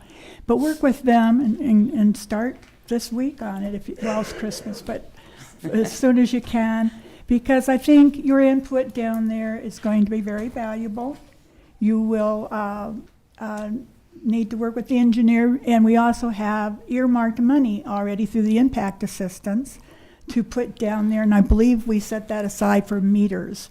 So what you can do is leverage that money, but look and see what we have, look at the whole picture, and then, yes, give us your input. I won't be here to help you out, but I'll still be out there rooting for you. But that's what I would suggest to you. Yeah, we've reached out a few times, which is kind of how we figured out where we were at right now. We have a ton of engineers right there in Sinclair, and they're more than willing to help us, and they're really sharp. I think, if we work together as a community, we could really put it to bed. I mean, not this year, obviously, but we could be more in line for maybe 2024, if that's possible. Yeah. Because I'm we could looking shave forward money to off in see- certain places. I'm looking forward to see what your committee, working with the city, can come up with, because it's a problem. There's no question about it. But, we as a community can fix it. Yeah. So, And- Councilman Weisenberg had something, I'm sorry. Yeah, I just want to talk about this real quick. The usage, I talked to a rancher that actually owns a corral and everything down there. Very knowledgeable, been in the livestock industry for years and years, family through the years, right? The amount of water is not far off for the usage. Just so, Tom, your figures are pretty close from an experienced rancher. It's very close of what he kind of estimated off of what he uses in wintertime and summertime and stuff like that. So we're real close there, I believe. I understand there's probably still some leaks and stuff, but I just want to say thank you for your help in getting this solved and working together with these individuals too. So the second thing is to talk about the recycling fee and the landfill fee and everything of that such on those bills. Everybody that has a water tap in the municipal city limits of Rawlins that has that turned on is charged that. So to be fair, you would be assessed that fee. And for an example, you generate waste at that corral. Even if you don't take it to the landfill, you still generate it there. Twine, it's not recycled, it's taken to the landfill. It's generated at the corrals. So anything that's generated like that, I can't see not having to pay that stuff. You see what I'm saying? Grain bags, all that kind of stuff. So to answer that for you, most of the twine and stuff like that is taken, either it's bagged up and it's taken home, or it's reused. A lot of it is holding the corrals up. So, I get where you're coming from on that. They even use the bags for insulation. Yeah. So I think they're very thrifty in that point. And I think, to be fair to everyone, maybe we could do, like I said, I really am happy with the 4843. And I think that is a wonderful number that him and I came up with. And the landfill fee would only put us at about $60.43. That's only, we were expecting a $20 increase. That's what was advertised, was a $20 increase. So going from 32 up to like 53 would be in line what was the communicated to us. And I think we could probably work with that if we could keep it at the 60-43 for, adding in the landfill. I think maybe there's some miscommunication, misunderstanding on the increase, a $20 increase. It was a water increase. It wasn't an increase of any other bills that are associated with the utility bill. It's just the water side of that bill. So I believe, I don't want to speak for you, but I would imagine, right? It's it's a misunderstanding there. $20 would increase on your water alone. There was no increase on the landfill, no increase on the recycling in that same study. Right, we get that, So- but, And one thing I would like to point out is that even, there are businesses that have one employee, like Aspen Realty, for instance, or I've owned businesses where there's two people working at, but I pay at home too. But I also had a water meter there and one at home and so forth. And so when you say we pay this at home, that's two different places. So, Vice Mayor Wells? I'm just curious, did you pay that prior, the landfill and the recycling? yes, we've always paid it, and we've never complained.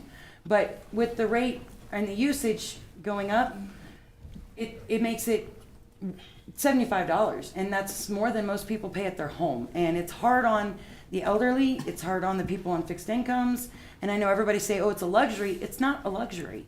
It's how they feed, especially with prices these days. The eggs, you can buy them for $3 a dozen now at the Glen Issue, but you can go to the store and pay $7. So, I mean, it's got the agriculture, especially this being the cowboy state, like, I feel like we should probably do our best to preserve that. And there's kids down there that goes, like he said, took his grandkids down just to see the animals. It provides so much service to the community, and we're not asking that we get rid of all the fees. We're just asking to meet us in the middle around the $50 to $55 mark for the total bill. And I think that would be doable for everybody if we could just figure out a way to get it around 50, 53, somewhere in there, or 57. Well, we'll have to discuss this and think about it more, but, like the landfill fee, I do know that, that's where everybody takes their manure to. And they could pay by the ton too. Like when they go across the scale, they can pay the $12 and then the $30. Yes, Councilman Martinez? The bottom line is fairness. Yes. The people at the Glen Edition should be paying the same as the resident.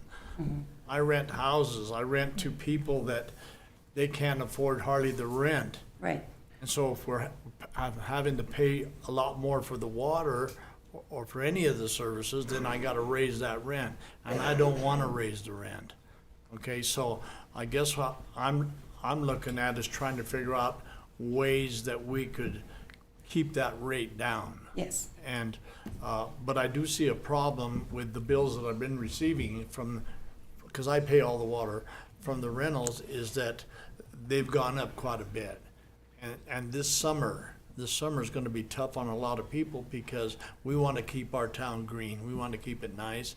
And so it's something that the staff will have to work on. And if they can do it, more power to them. I hope they can. If they can, I guess we're stuck. So to answer what you're saying, I 100% agree. It should be fair. But all the houses and all the businesses, do they not have meters? Because we don't have meters down there. We're going off of an I got a old meter. master meter. So yeah, I mean, that's what I mean about keeping it fair. Every resident in the Glen Edition should have a meter to keep it fair. But we can't get there without a little bit of give and take and compromise. And that's what we're trying to do. I thought that we covered that by setting a committee and talking about where you can get some revenue to put these meters in. And that's where you have this committee and you visit with the staff and they maybe be able to work out something to help you. And along that, could we get a break on the bill is what I was kind of asking if you guys would consider. I'm gonna put in for a rate, a break on my bill. I got 4 different places and I'll stop in at the water department and ask for a raise. Rate change. Wendy? Mayor, in the interest of time, not to cut off discussion, but we're starting to repeat, and the council has already agreed for a committee to discuss with the staff. I would recommend that we go ahead and move forward with the agenda because we are starting to repeat ourselves as well. Okay, well, thank you for coming. Could I say two things? Councilman Smith and then lady in the rear. Yes, Autumn, I would like to make another suggestion too about composting. Work with the landfill and the city to see what you can do for composting I don't know what all we're doing right now, but composting would be kind of Great. And the other thing is, budget time is going to be starting in January or February. And so it's a perfect time to get your committee together and come in and work with the city manager and the finance department to make proposals to the council.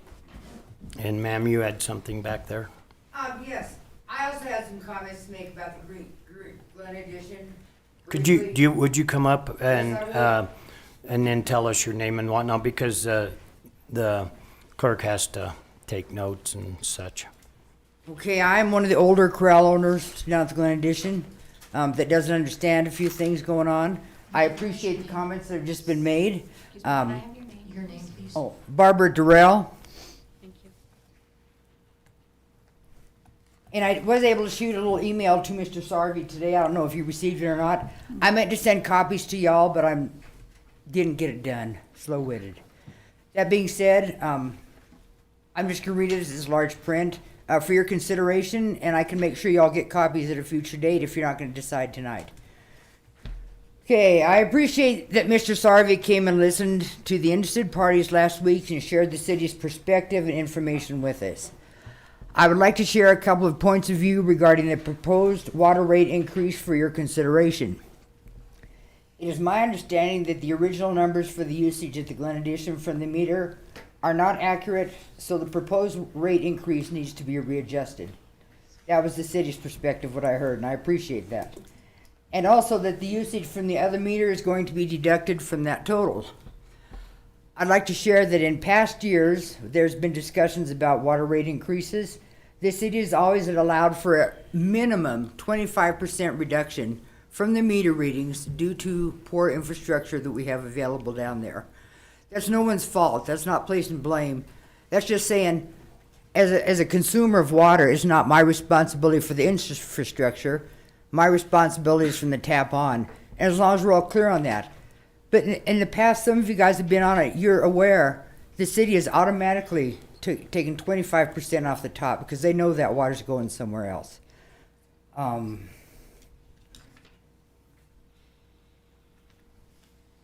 that was prior to any consideration for usage estimates. I don't know why that isn't being calculated in right now. The city has overall difficulties with the water system and understandably want or need both rate increases across the board in Rawlins. In a Glen Edition now, it seems a good idea to charge for usage. Without meters, the city wants to charge an average rate to each lot owner, regardless of the actual usage in each lot. Some owners have 1 animal, others may have 30. Some owners have more than 1 lot, some with fences removed so all animals use the same area. Some owners have no animals at all in their lot. Some owners rent out portions of the lot and derive an income from that lot. Besides the fact that the number of animals in the area is in no way using the numbers shown on the meter. I mean, for the number of animals down there, they don't drink 150 gallons a day. That's just pure fact. It seems particularly unfair to charge each lot the same amount for usage because it's convenient for the city to do this. And while I use the word convenient, I understand the struggle. We're all searching for a positive solution, but it is convenient to just go for an average because then like Zippo, we're done. The amount of water wasted due to the large amount of leaks is a concern. While I'm already subsidizing those with a greater number of animals, I feel you also want me to subsidize water that goes out into the ground before repairs can be made. It is my understanding that the city wants to provide water meters again. When I purchased my lot in 1983, I did find the water meter buried underneath one of the ties in the fence, so I know they were there. I wonder how long it will take to recover this significant expense and the maintenance necessary to keep them in working order around large groups of animals and our inclement weather.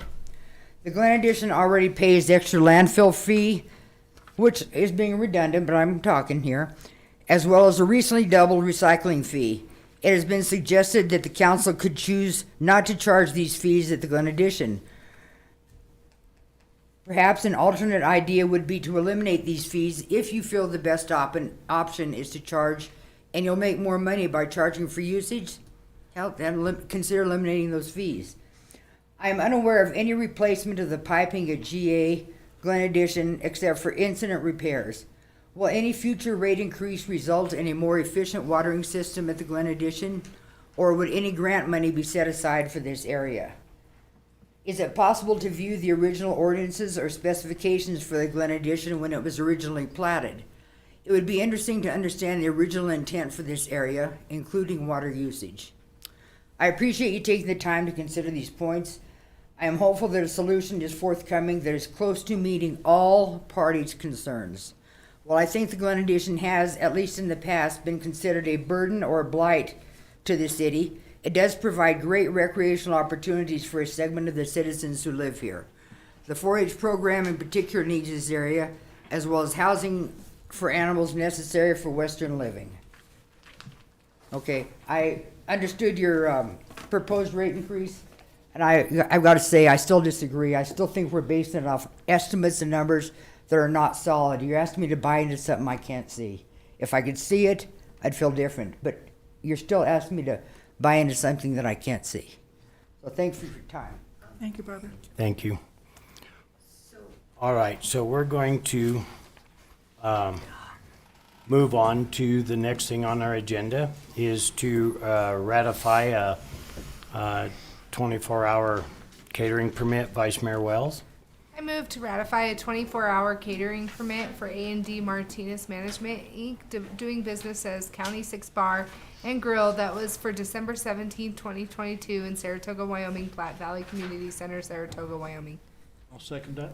There's been a motion made and seconded to ratify a 24-hour catering permit for A&D Martinez Management, Inc., DBA, County 6 Bar and Grill. That was for December 17th, 2022 in Saratoga, Wyoming, the Platte Valley Community Center, Saratoga, Wyoming. Is there any discussion? Seeing none, please open online voting. Online voting is open.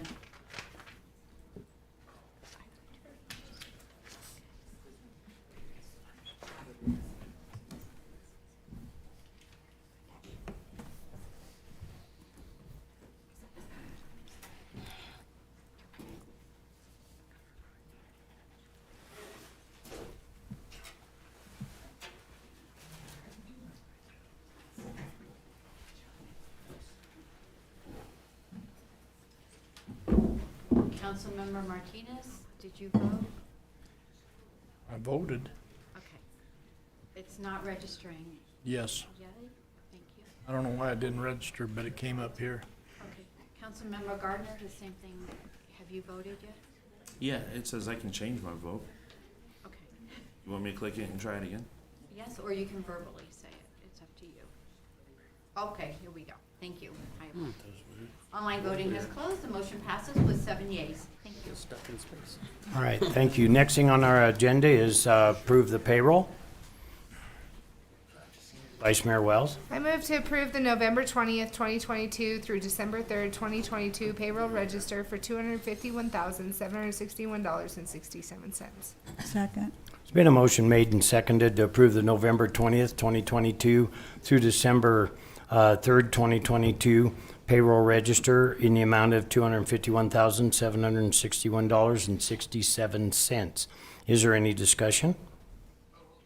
Seeing none, please open online voting. Online voting is open.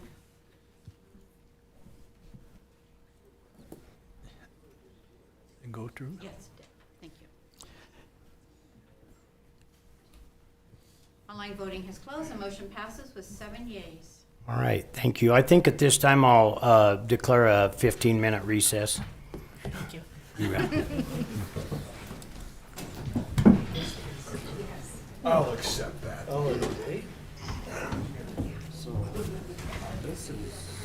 The microphones remain on during the recess.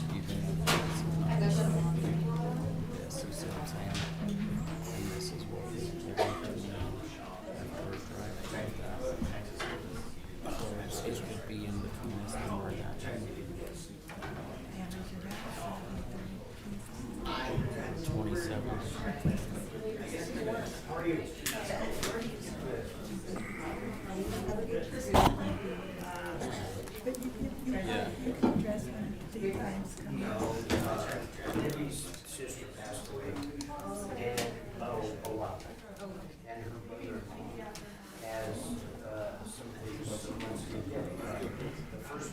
Thanks for the help on that. Not far. Oh, that's all right. Very careful. Very careful.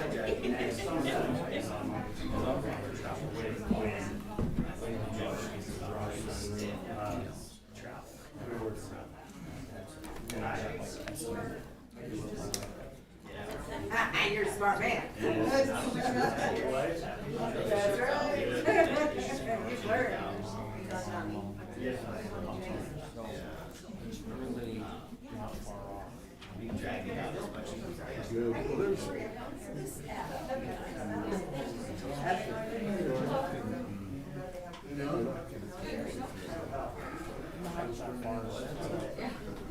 That's a very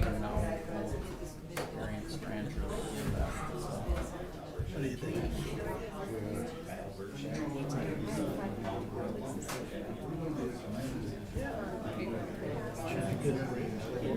I mean, the minute I turn the spigot on, they charge me for the bill, and that's the way our system runs. You just gotta accept it. Yeah, they want to give me that there, and it shouldn't. Keep them the same as they treat me, and we get a lot of fun.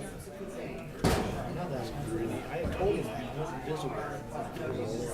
Couldn't support that. That it would fly, and I said, oh, it's good. I said, bring it up to him.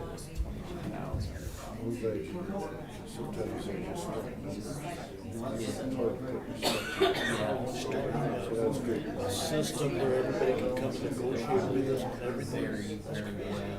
We already have it written in writing, ordinances. If somebody wants to try to amend it, go for it, you know? I don't know, I think. We got people down there that use it for storage. People over there that haul stuff out.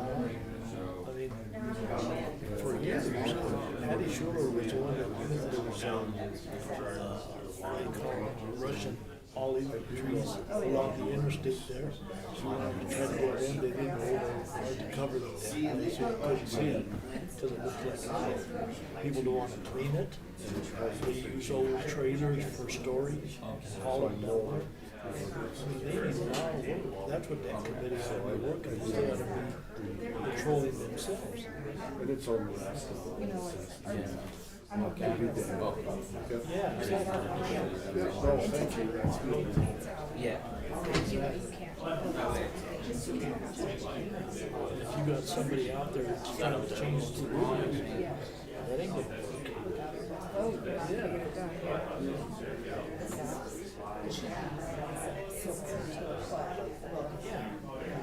And they can do it on their own. They don't need our help.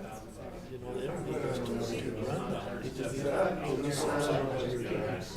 I go down there and just kind of use it for drugs. It was one of the biggest drugs in Rawlins. In 2 weeks. Not like their stuff. Yeah. They weren't mad at me. I just I'm more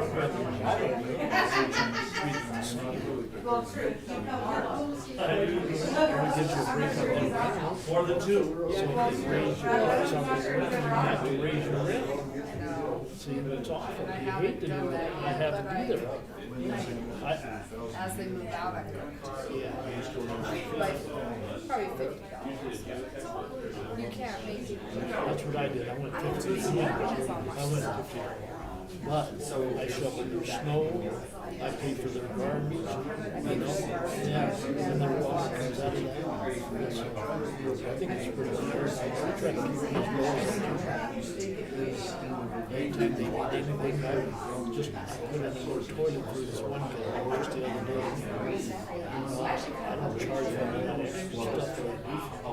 Water tables. And I got two rooms, one in one house, one in the back.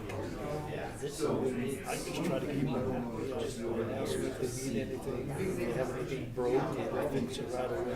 And I he promised to go in here and take care of it. I got a bill for $124 an hour. So I said, I can't afford this, so I come to the city hall to jump on the wall. I got on that computer and I said, this is what you did. Choo. Well, I leak. And I says, I looked for that leak. I couldn't find it. I asked one of the girls, I said, I don't think no. And it was right in the tank and then running to the sewer. And they did it for 30 days and paid out my meter. So I got that big bill. So if I tell them, just tell me, don't, I'm not going to charge you for fixing it. I'd rather know for sure. Yeah, they weren't mad, I don't think. I wasn't visible. Told them that I couldn't support that petition. But I told them too, I said, look, it's a 7-member council. If 6 people want to support something, go for it. I lose. I lose. You know, that's the way you gotta take it, and then forget about it. Go to the next thing. You know what I'm gonna forget? Take my computer home, because I'm gonna leave it here. Oh. Well, I'm just gonna bring it, because we have half a meeting. Yeah. And we have to think the new business, or the old business, and then we get off. Will we have any old business? Then I take it home with me, they'll come back and bring it back the next day and come to leave it. No, see, I'm gonna leave it here so that then they can turn it over to them at the meeting, and then they can just have it ready to go for the meeting. Have it cleaned it up. And that way he's got 2 weeks to get it going, and then at the very beginning of the council, Tonight you can leave it. because yeah, this will go to Steve, right? So then he can just hand this out to Steve. Use a computer. Well, just, all you do is open the meeting, No, it's good. it just, These are my I favorite. mean, it's just, yeah, you're thinking, where's I the, love I mean, that. how the hell, I don't know how they figure we should select who goes to serve on that insurance board. yeah, I don't like that as much. It's none of our business. I just need to stop doing that. Yeah. Because you figure we would have these things, Yeah. approve Yeah, the they're agenda, the minutes, citizens, and then I mean, pretty much it's just gonna go straight Yeah, into they're the my business. favorite. You know what I mean? So I figured just a voice vote, and then that way that's we can have it ready to go, and then, What day do you give us to take it and bring it back? oh, that's fine, I'm just doing it. I'm just doing it. I'm done. Yeah. Yeah, that sounds okay to me too. I agree with that. That way Josiah's got a little extra time to work on things. Yeah.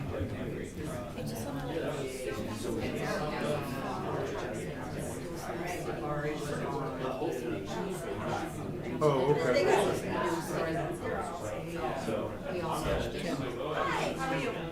I'm super excited. The one thing, see what I can do for me. I heard about that in the Vermont, yeah. We're talking about Linda. This is tiny. Then I'm gonna leave. Oh, yeah, they're, He's gonna leave his computer. I'm gonna leave mine. Yeah, yeah, but it's only just nothing on the there. budget We can always regions. vote on that stuff.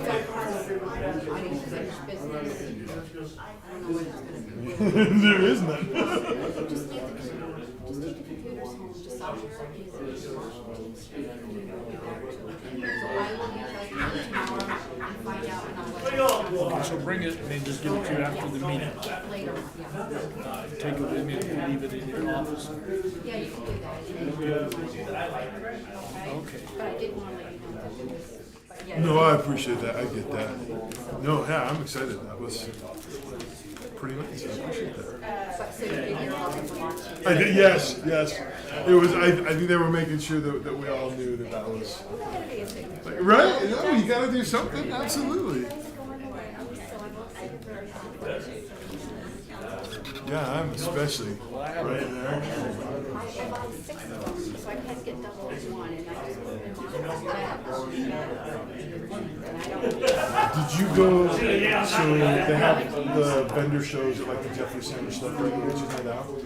There's a lady in town, her name is Denise, she goes by the Fudge Lady, and she makes homemade fudge every year for these things. And that last time she did that sea salt caramel, but that was when COVID was happening, so they didn't do it at the Jeffrey Center, so they did it through my store. So she had that fudge set up at the store. Oh, I'll bet we went through a pound a day, just.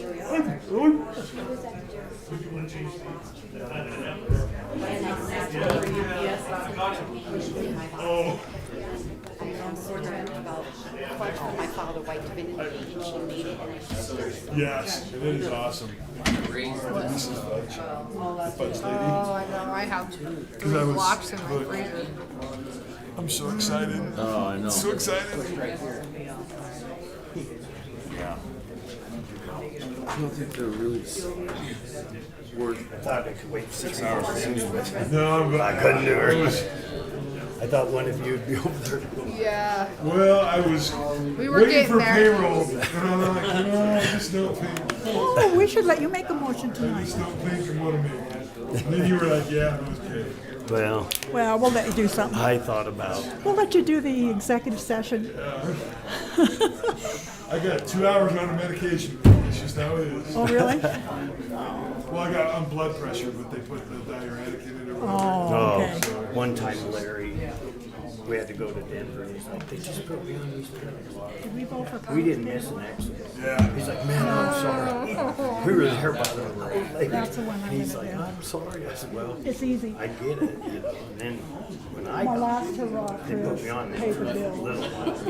And, yeah, same thing. Yep. I don't care. It was horrible. I already have that problem without it. So I can't even Let imagine. alone being medicated. Yeah. Let's see, we did payroll, right? Okay. No, payroll we I've did, but we heard of didn't those bill. ones. You were told Counts about payable, okay. We're on payables. Yeah. Counts payable. Big stuff. Parcels and stay cold. That's what I was just thinking about that. Last second. Paid the bills. There you go. That's what I'm Yeah. curious about. That's how I always did it. Or at least we paid the bills when we left, you know? Yeah, always had to make sure Luckily, I'm on that vacation, so Well, I can't wait till this get the one. kids off soon. you have, haven't you? Sewer's back, not all my whole house, just the wash machine. I lost my furnace. Oh, no. Northern Gas says they can't get at it till, I don't know when. I got mad at this one Are guy, we he on says, payable or I just know, they got the part, they're on their way. Payable? I said, well, it must have got lost, because that was 2 days ago. And then one guy told me at 10 o'clock, I had to go out and buy some electric heaters. Uh-oh, something happened. That's interesting. Uh-oh. All right, are we ready? Okay, I'll call this meeting back to order. It's 9:44, and the next thing on our agenda is approved accounts payable. Councilman Smith? Yes. I move to approve the accounts payable register for the period of November 23rd, 2022 to December 1st, 2022 in the amount of $77,578.44. Second. There's been a motion made and seconded to approve the accounts payable register for the period of November 23rd, 2022 to December 1st, 2022 in the amount of $77,578.44. Is there any discussion? Seeing none, please open online voting. Online voting is open.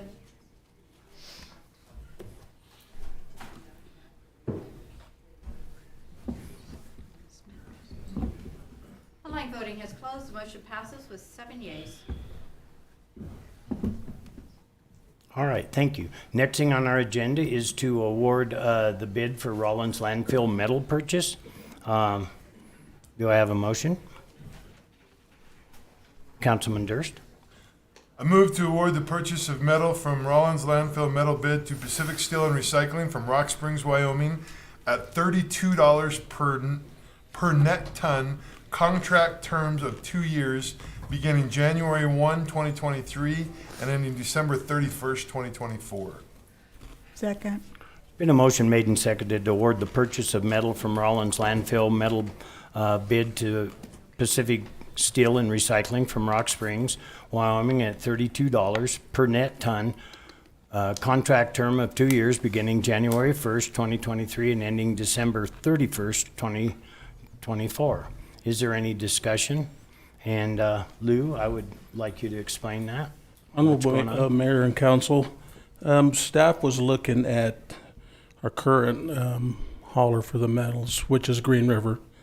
It seems like it's been touch and go with this company coming in and removing metal. They come in partially loaded already, so we're not removing much of our metal that we have out there now. Pacific Steel would come in and basically clean everything that we have out and be done. That's why we chose the lesser of the two. We would still get more bang for our buck with Pacific Steel versus Green River. Is there any questions? Councilman Weisenberg? Is the reason they're coming in is just because of floating market on metal and only taking so much at a time?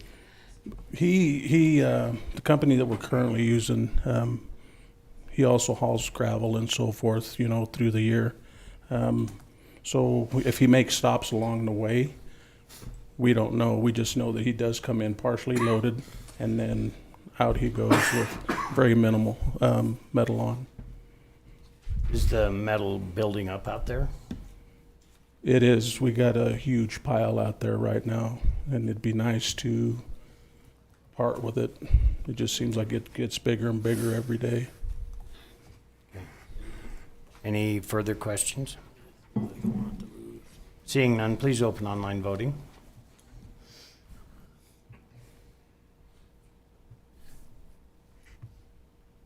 Online voting has opened.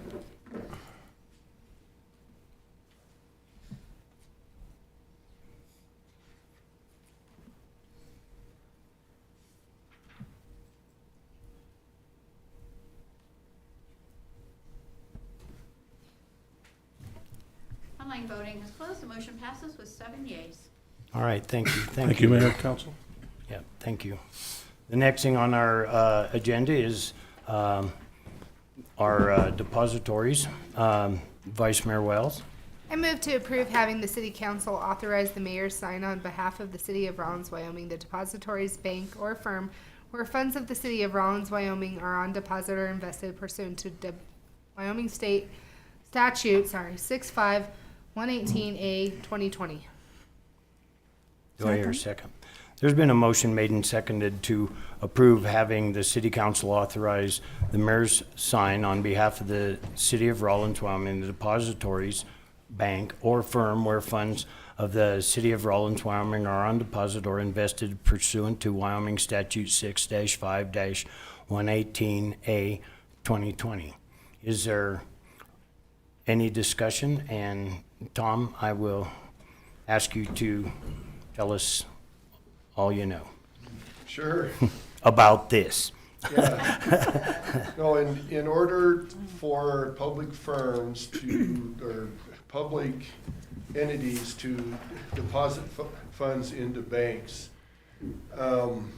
if the amount within the bank goes over the FDIC insurance, the banks have to pledge securities to ensure that we're 100% secured on our deposits.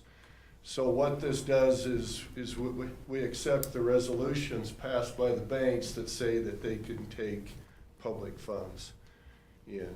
And so the two banks are R&B Bank and Bank of Commerce are the two that we have our funds in.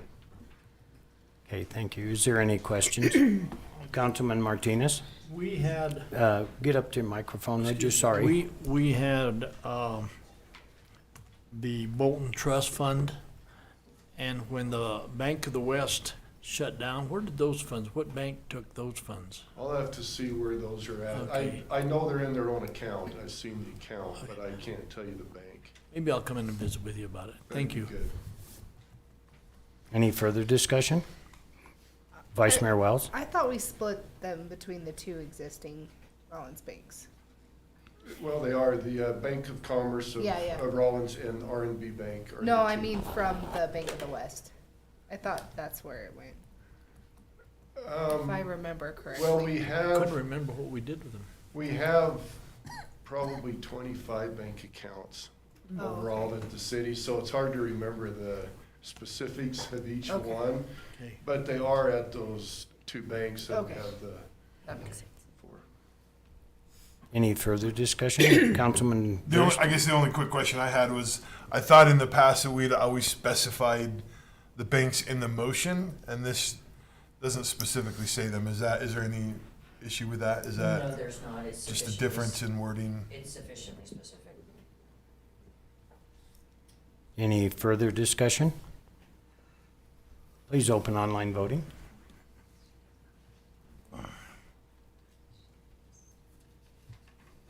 Online voting is open.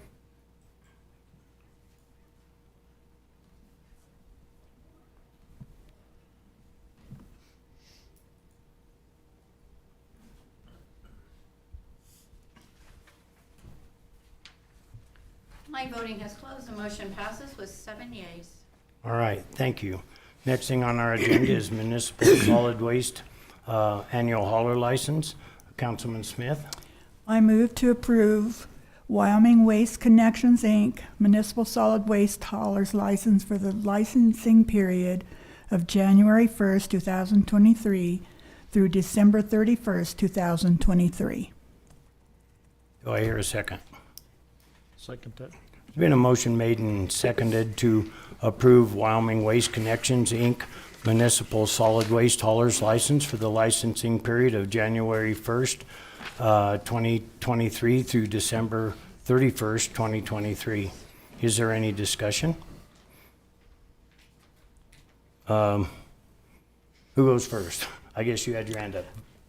I Councilman want Smith. to know if Wyoming Waste is complying with all of the requirements, and they have an office here in Rawlins. I have provided all of you with a license renewal eligibility status matrix. Wyoming Waste currently is not eligible for renewal based on the fact that the license renewal fee has not been paid, and I will explain that in just a moment. And we cannot get clarification because the representative is not here on whether or not they will continue to comply with the rules and regulations of the hauler's license. As far as the license renewal fee, that is supposed to be paid prior to or at the time of the license renewal application.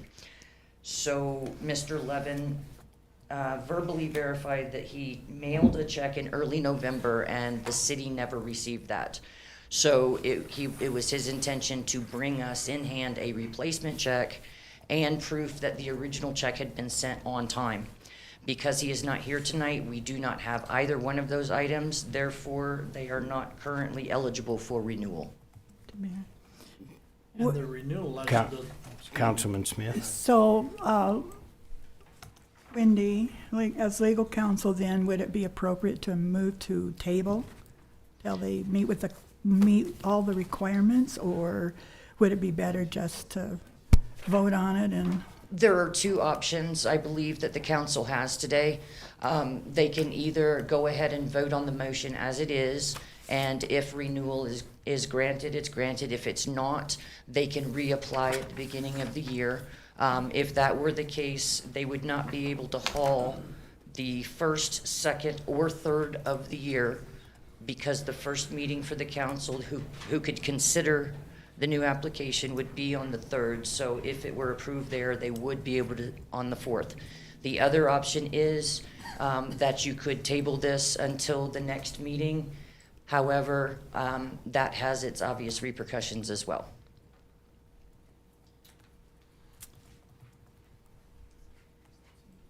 Councilman Weisenberg? I believe if any hauler is not in compliance, I mean, and they're not following any of the ordinance or what is required of them, I believe we should not have a renewal at this point in time, and they can come in before us, our next meeting with a new application if need be.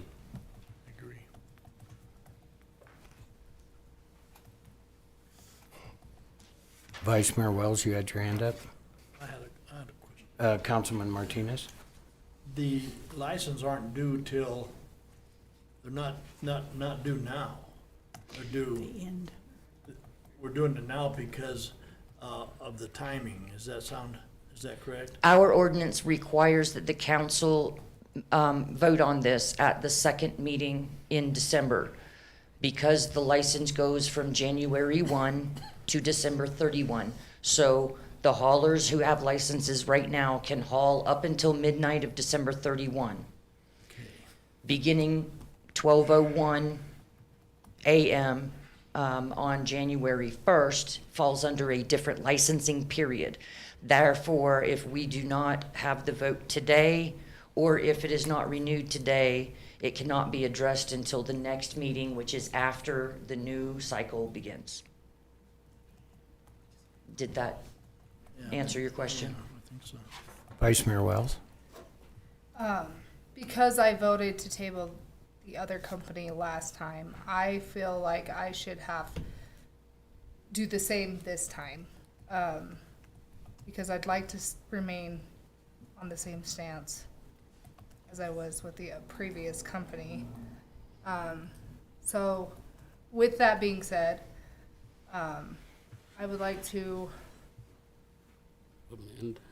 amend the Move to table. Move to table. On the premises, I did that with the prior company. Does that make sense? Everybody? Okay, so you're gonna move to table the Wyoming waste, Yes. strictly the Wyoming waste? Yes, we're. Is there a second to that motion? I would second that. Okay. So there's been a motion made and seconded to table the Wyoming Waste Connections licensing until the next regular meeting? Or do we have to state when? No. Just table it? Just table it. Okay. Is there any further discussion? Councilman Durst? So, if things go the way that I understand the motion on the table, Wyoming Waste would be postponed until the next meeting, but because Dirty Boys wasn't put on here, their license would cease to exist on December 31st? No, it's going to be a separate item. Separate motion. It's a separate motion due to the Okay, fact so that- Dirty Boys will be a second Yeah, motion. because we have to remove a member before we vote on that one. Okay, I just wanted to make It's sure going to be before a we go separate to a motion, vote that yes. okay. This is only for Wyoming Waste. Okay. Yeah, speaking to the motion, and we need to deal with this, and then we can, I wanted them separated out. And I'm okay with it. I just wanted to verify before the vote came up Thank you. that the second option was on the table. So our motion. Is there further discussion, Vice Mayor Wells? I just want to make it very clear that I want it to be very equal in how I respond to this circumstance. But that's how I will be voting. Ask a question? Usually not, but I'll allow it. I just was curious if they are postponing it, are they gonna get to haul the first through the third or whatever it is till you guys make it? They will not have a license, they won't have a license on the first, second, and third, at least until we get to the next meeting. Because their license expires the 31st. Did you have something, Councilman Weisenberg? Yeah, I'm still standing by that with what I said, it's a fairness here, and I don't believe in postponing this situation or tabling it until then. If they're not in compliant with their application, they're not in compliant at this point in time, and that's how I feel, so. Okay, any further Plenty of discussion? Mayor, can I ask one question? Yes. I'm not sure who's second. I have Vice Mayor Wells I as did. first. I apologize, thank you. All right, so the motion on the table, this motion is to table this until, to table it, period, sorry. Any further discussion? Please open online voting. Whoop. We're not tabling it, period. We're tabling it till the next meeting. We're tabling it. Robert's To the Rules of next Order. meeting. No. If we were to do a different motion, but it's to table, and then you take it off the table at the next meeting or it's a month from now, whenever it is. We can take it You off. can, when we- you can take it off at any time. Postponing requires a Yeah. specific date, Yeah. tabling does not. Then I would courteously respect that you postpone instead of tabling, so that it forces the issue to be brought up at the next meeting. And it can't just be indefinitely, because in the end, I agree with Councilman Weisenberg that you still have a violation, and so I agree with that. And there's a lot of problems that are gonna come from this, and it's already happened, and we already saw what happened. But I'm willing to give them a couple of days, but to table it and then potentially have this fall 2-3 months down the line, I have a real, I'm concerned with that. That's Yeah. me. Friendly amendment. I'm just curious because the last time was a table motion, right? Yes. You can withdraw your motion, the second can withdraw his second, and you can make the motion to Okay. postpone. But my whole goal was to be fair to both companies. Correct. So I kind of want to keep it the same. It's your because, motion.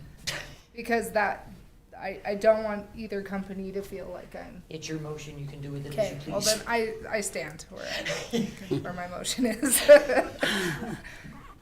Because next meeting, we can take it off the table. Correct. Yeah. Yeah. and We can it'll make just- it an agenda item to untable and Yeah, then. and that move would be- forward. Which I would prefer, yes. Yeah, would take care of under old business, we would, Untable and then. untable it and do our, So Mayor, can Okay. I respectfully request that this is on the next agenda? Yes, Thank you. you may. Councilman, it will be, I'm sure. Yeah. They'll be calling. Any further discussion? Please open online voting. Online voting is open. It's just a table.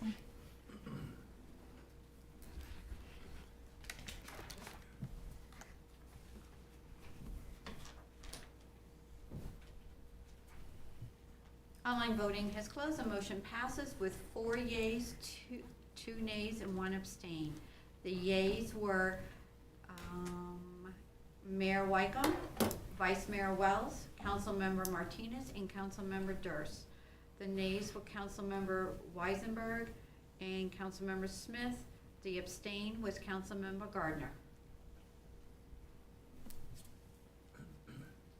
Okay, Vice Mayor Wells. I move to approve Dirty Boys Inc. Municipal solid waste hauler's license for the licensing period of January 1st, 2023 through December 31st, 2023. Second? There's been a motion made and seconded to approve Dirty Boys, Inc. Municipal solid waste hauler's license for the licensing period of January 1st, 2023 through December 31st, 2023. Is there any discussion? Vice Mayor Wells. I just want it to be stated that they are in full compliance with their renewal eligibility status. If they have agreed to abide by the rules and regulations of the ordinance, they do meet eligibility requirements. Councilman Smith. That's not in writing, is it, ma'am? It is not. Okay, thank you. Any further discussion? Please open online voting.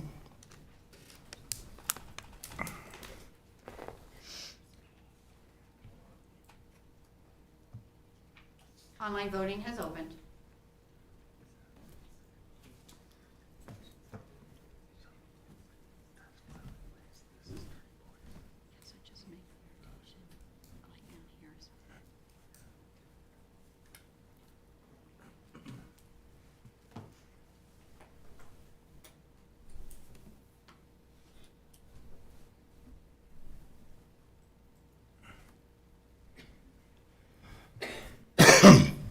Online voting has closed. The motion fails.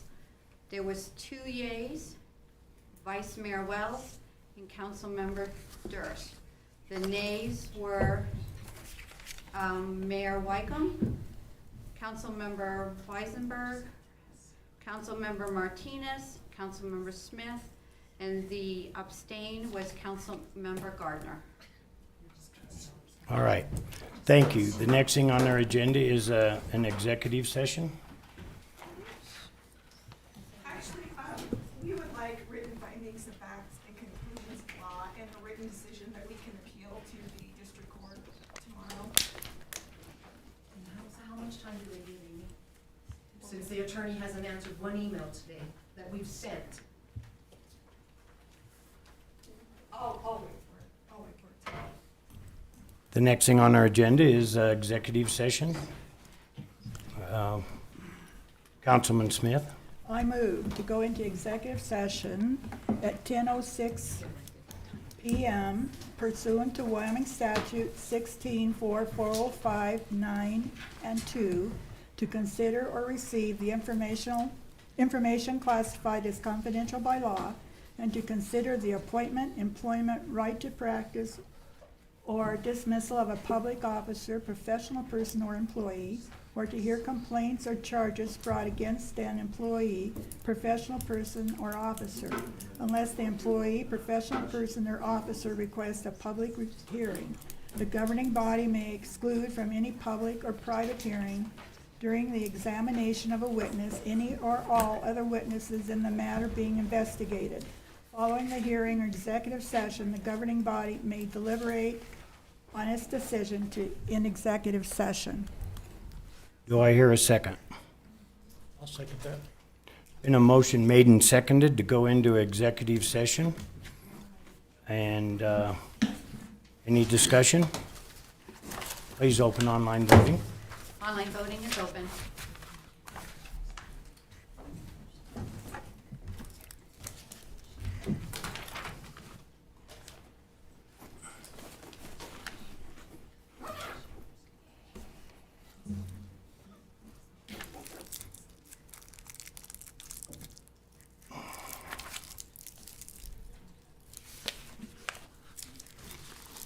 Online voting has closed. The motion passes with 7 yeas.